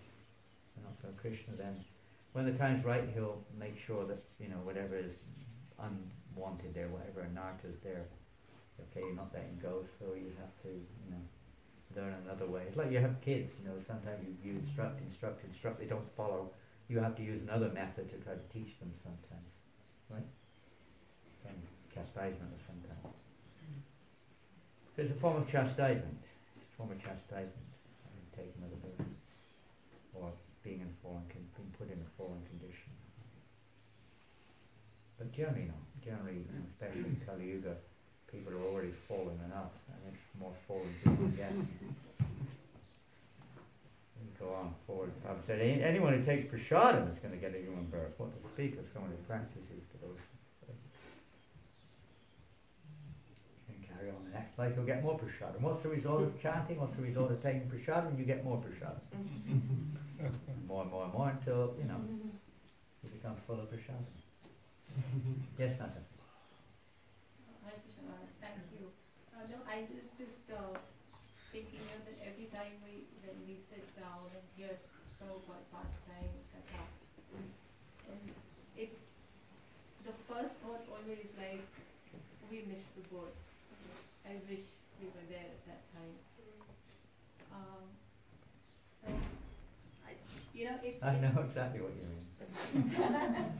So it's like and then we of course hear that we need to be following the Vani and it's more powerful than Vapu. But then how do we I don't know how to even frame the question, but no, you don't need to. I think everybody understands what you're getting at. Yeah. It's very common, let's say, heartfelt feeling, which so many of us have. And those who had Prabhupada's association feel, why didn't I take more advantage of it when it was there? Why? Everyone's going to ask that question, why not more, why not more? That is the method of advancement in Krishna consciousness, that very feeling. That is the process of advancement. It's not the thing, I was there, I know, I did this, I did that, that isn't the process of Krishna consciousness. It's the process of bondage. It's this feeling that, I think inability, or this morning someone was saying this morning, who asked that question this morning in class? I think the lady asked the question. What was that question? Prabhupada, huh? Was it you asked that too? What was the question? How do we prepare ourselves for the... Yeah, when Prabhupada said he wasn't qualified, he was also incapable, whatever. Etc. So how do we? For this is the process.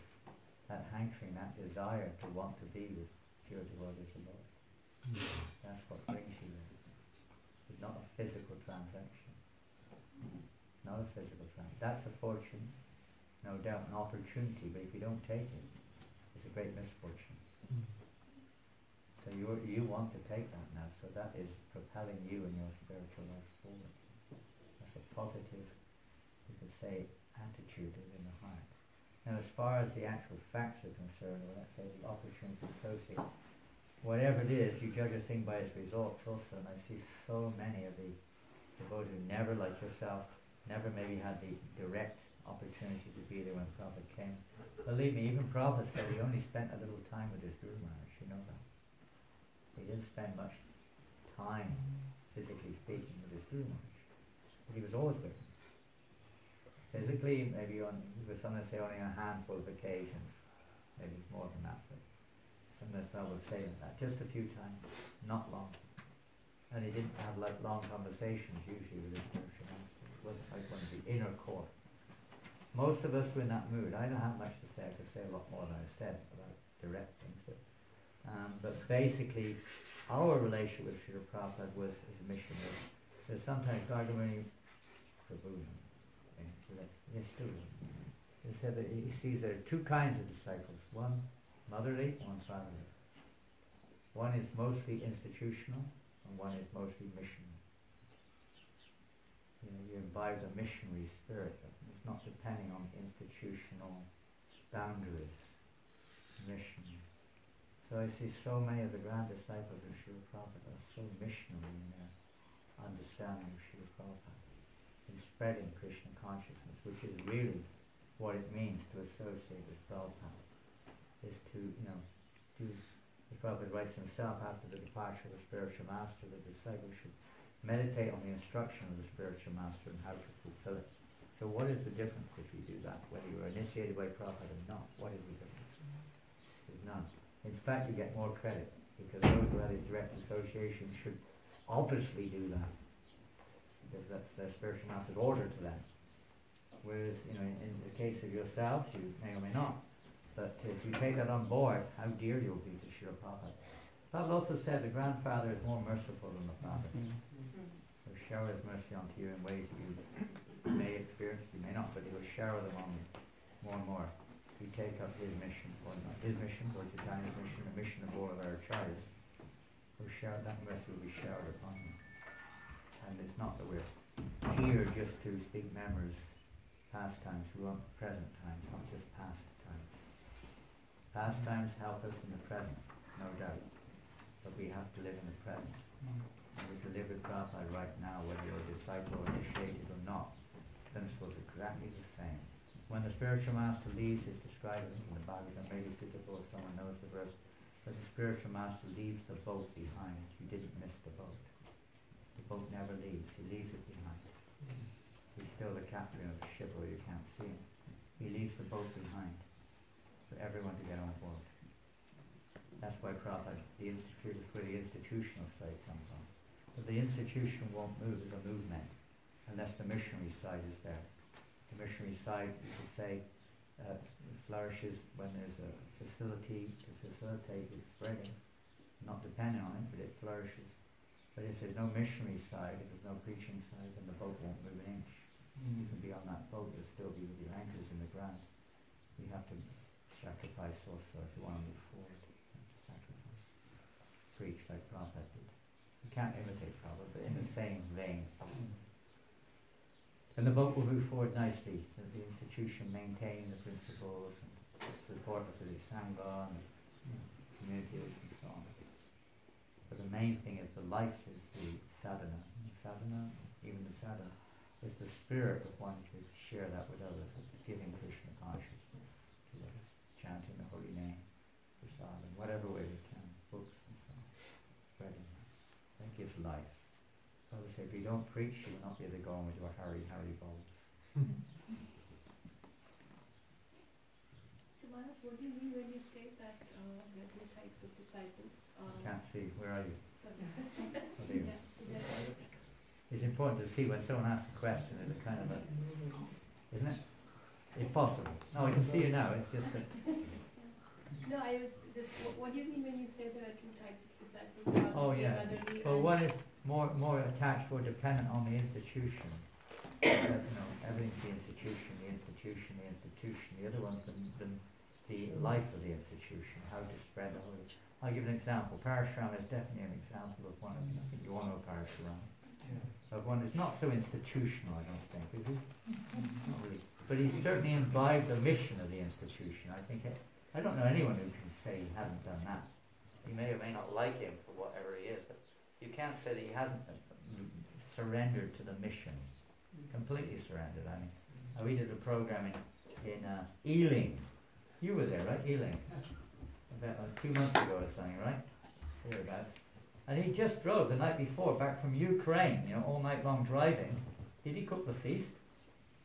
And then he got back to England after being in Ukraine, distributing tons and tons of prasad and other things which he did there. He drove back, 2,000 miles, kilometers, whatever it is, through the day and night, came back, cooked the feast for the Ealing program, came to the Ealing program, gave a whole presentation at the Ealing program. If that isn't surrendered to the spirit of the institution, I don't know what is. We're not robots. We're not machines.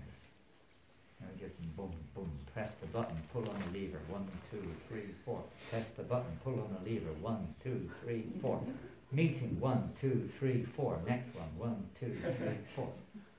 What's the use of it unless the mission is there, unless the mood is there, the spirit has to be there. The body is useless without the spirit. The body is very useful if there's a spirit there. So both have to be there. Both have to be there. So the most important is the spirit. clear. Otherwise the body is not going to go nowhere. Not going to go nowhere. I remember one time Mahavishnu Swami, not Goswami. No, Mahavishnu Goswami, not Swami. There's one Mahavishnu Goswami, you may not know, he was Gujarati. You would have seen him at the manor. He was there when you were coming early days. Out of the Indian sannyasi, Gujarati, actually born in Maharashtra, but Gujarati family. And he was, one time he was challenged by some followers who'd left ISKCON and joined some other mutt. And they, the early days, everyone's realized now what's going on, but they were saying, you have so many problems in ISKCON. So many problems. He said, you have no problems. No, not like you do in ISKCON. You have so many problems, this thing, that thing. He said, well, you've just proven the fact. Tell me the difference between a dead body and a live body. I'll tell you the difference, he said. A dead body has no problems. You're dead. He said straight in their face, you are dead. If you have no problems, you're dead. There's no question of no problems as long as the body is alive. That means the ISKCON is alive.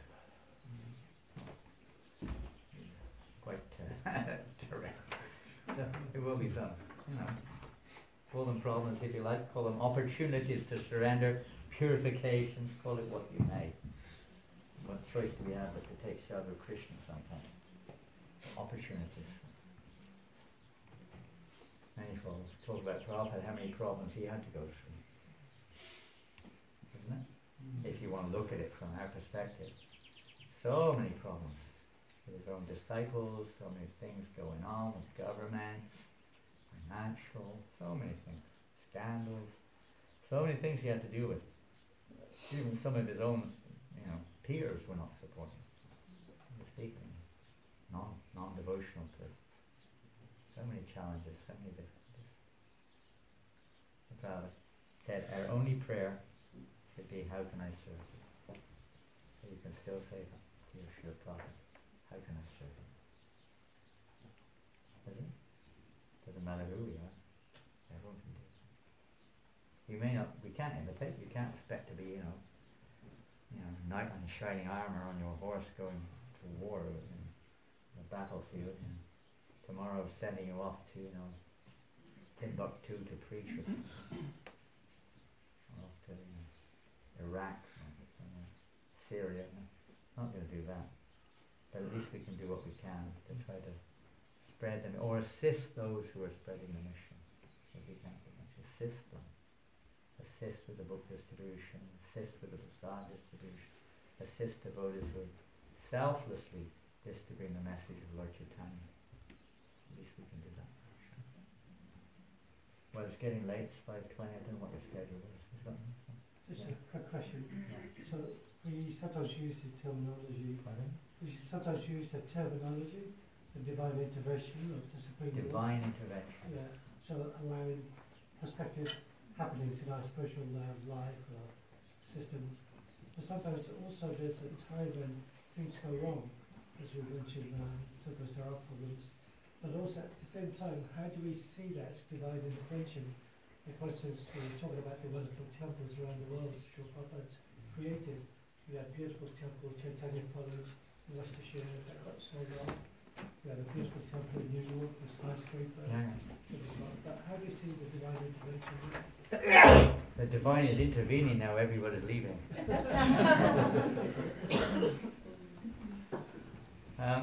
Lessons to learn, huh?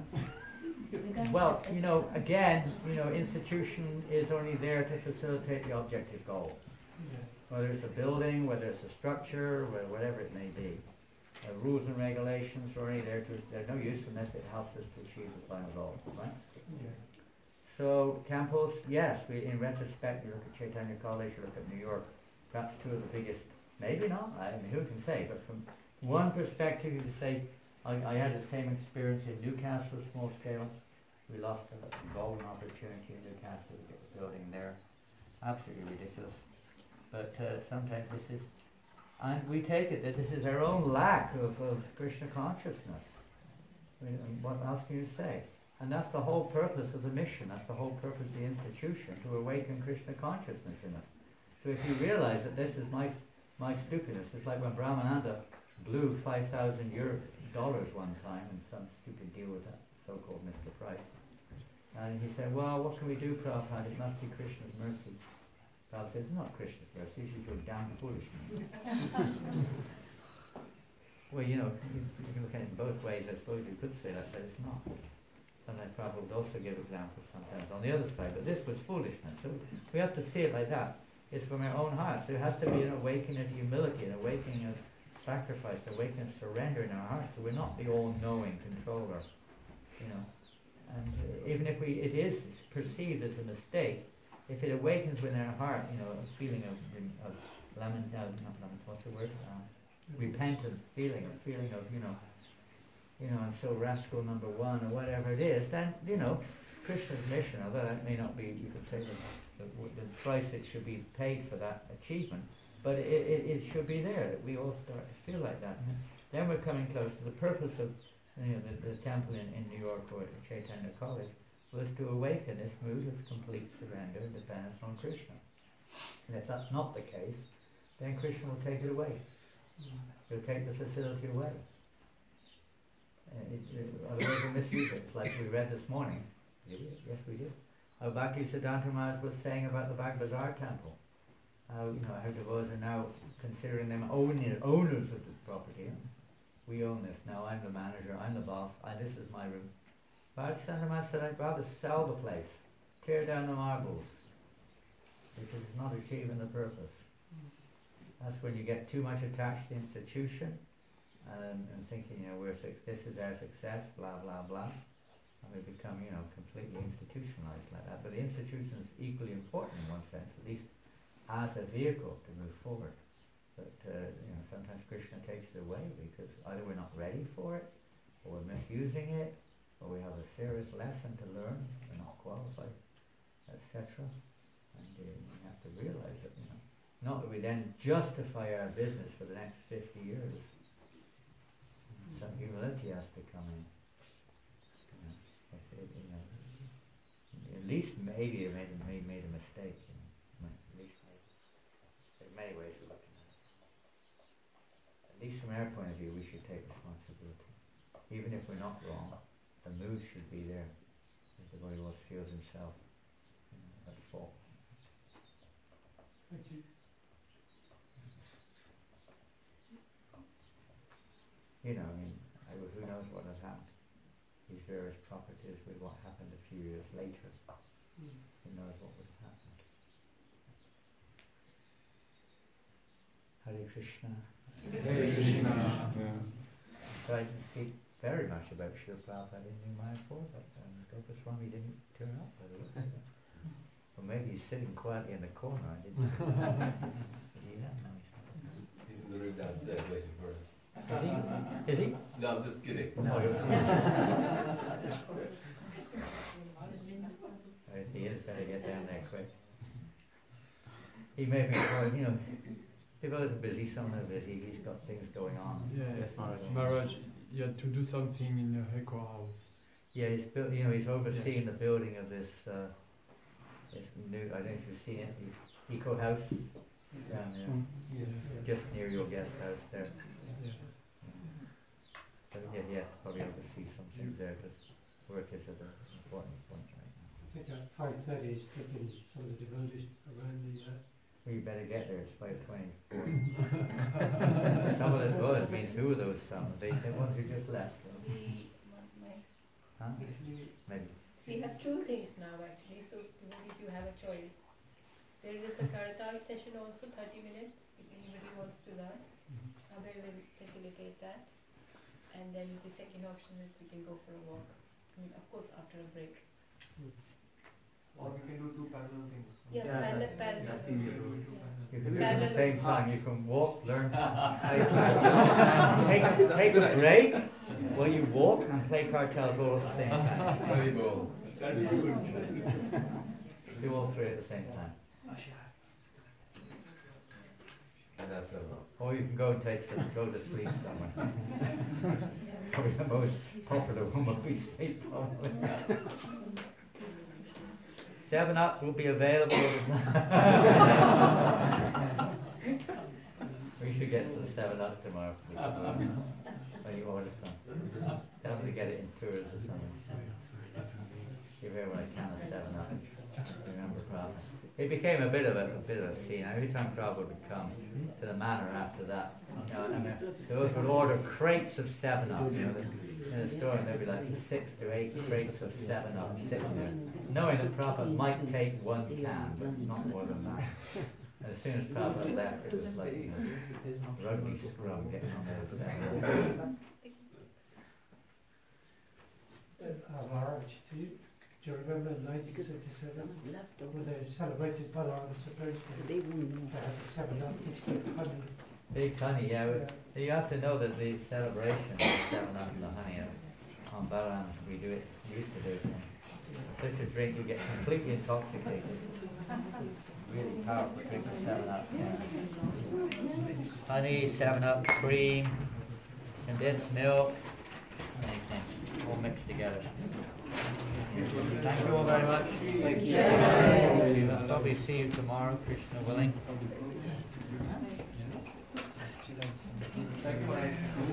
Thank you all very much. I don't know, I didn't know what I was going to say when I came in. I just picked this book up on the way because I know Shruti Shirti. If there's anyone in ISKCON I trust, it's Shruti Shirti. Yeah, what about this one?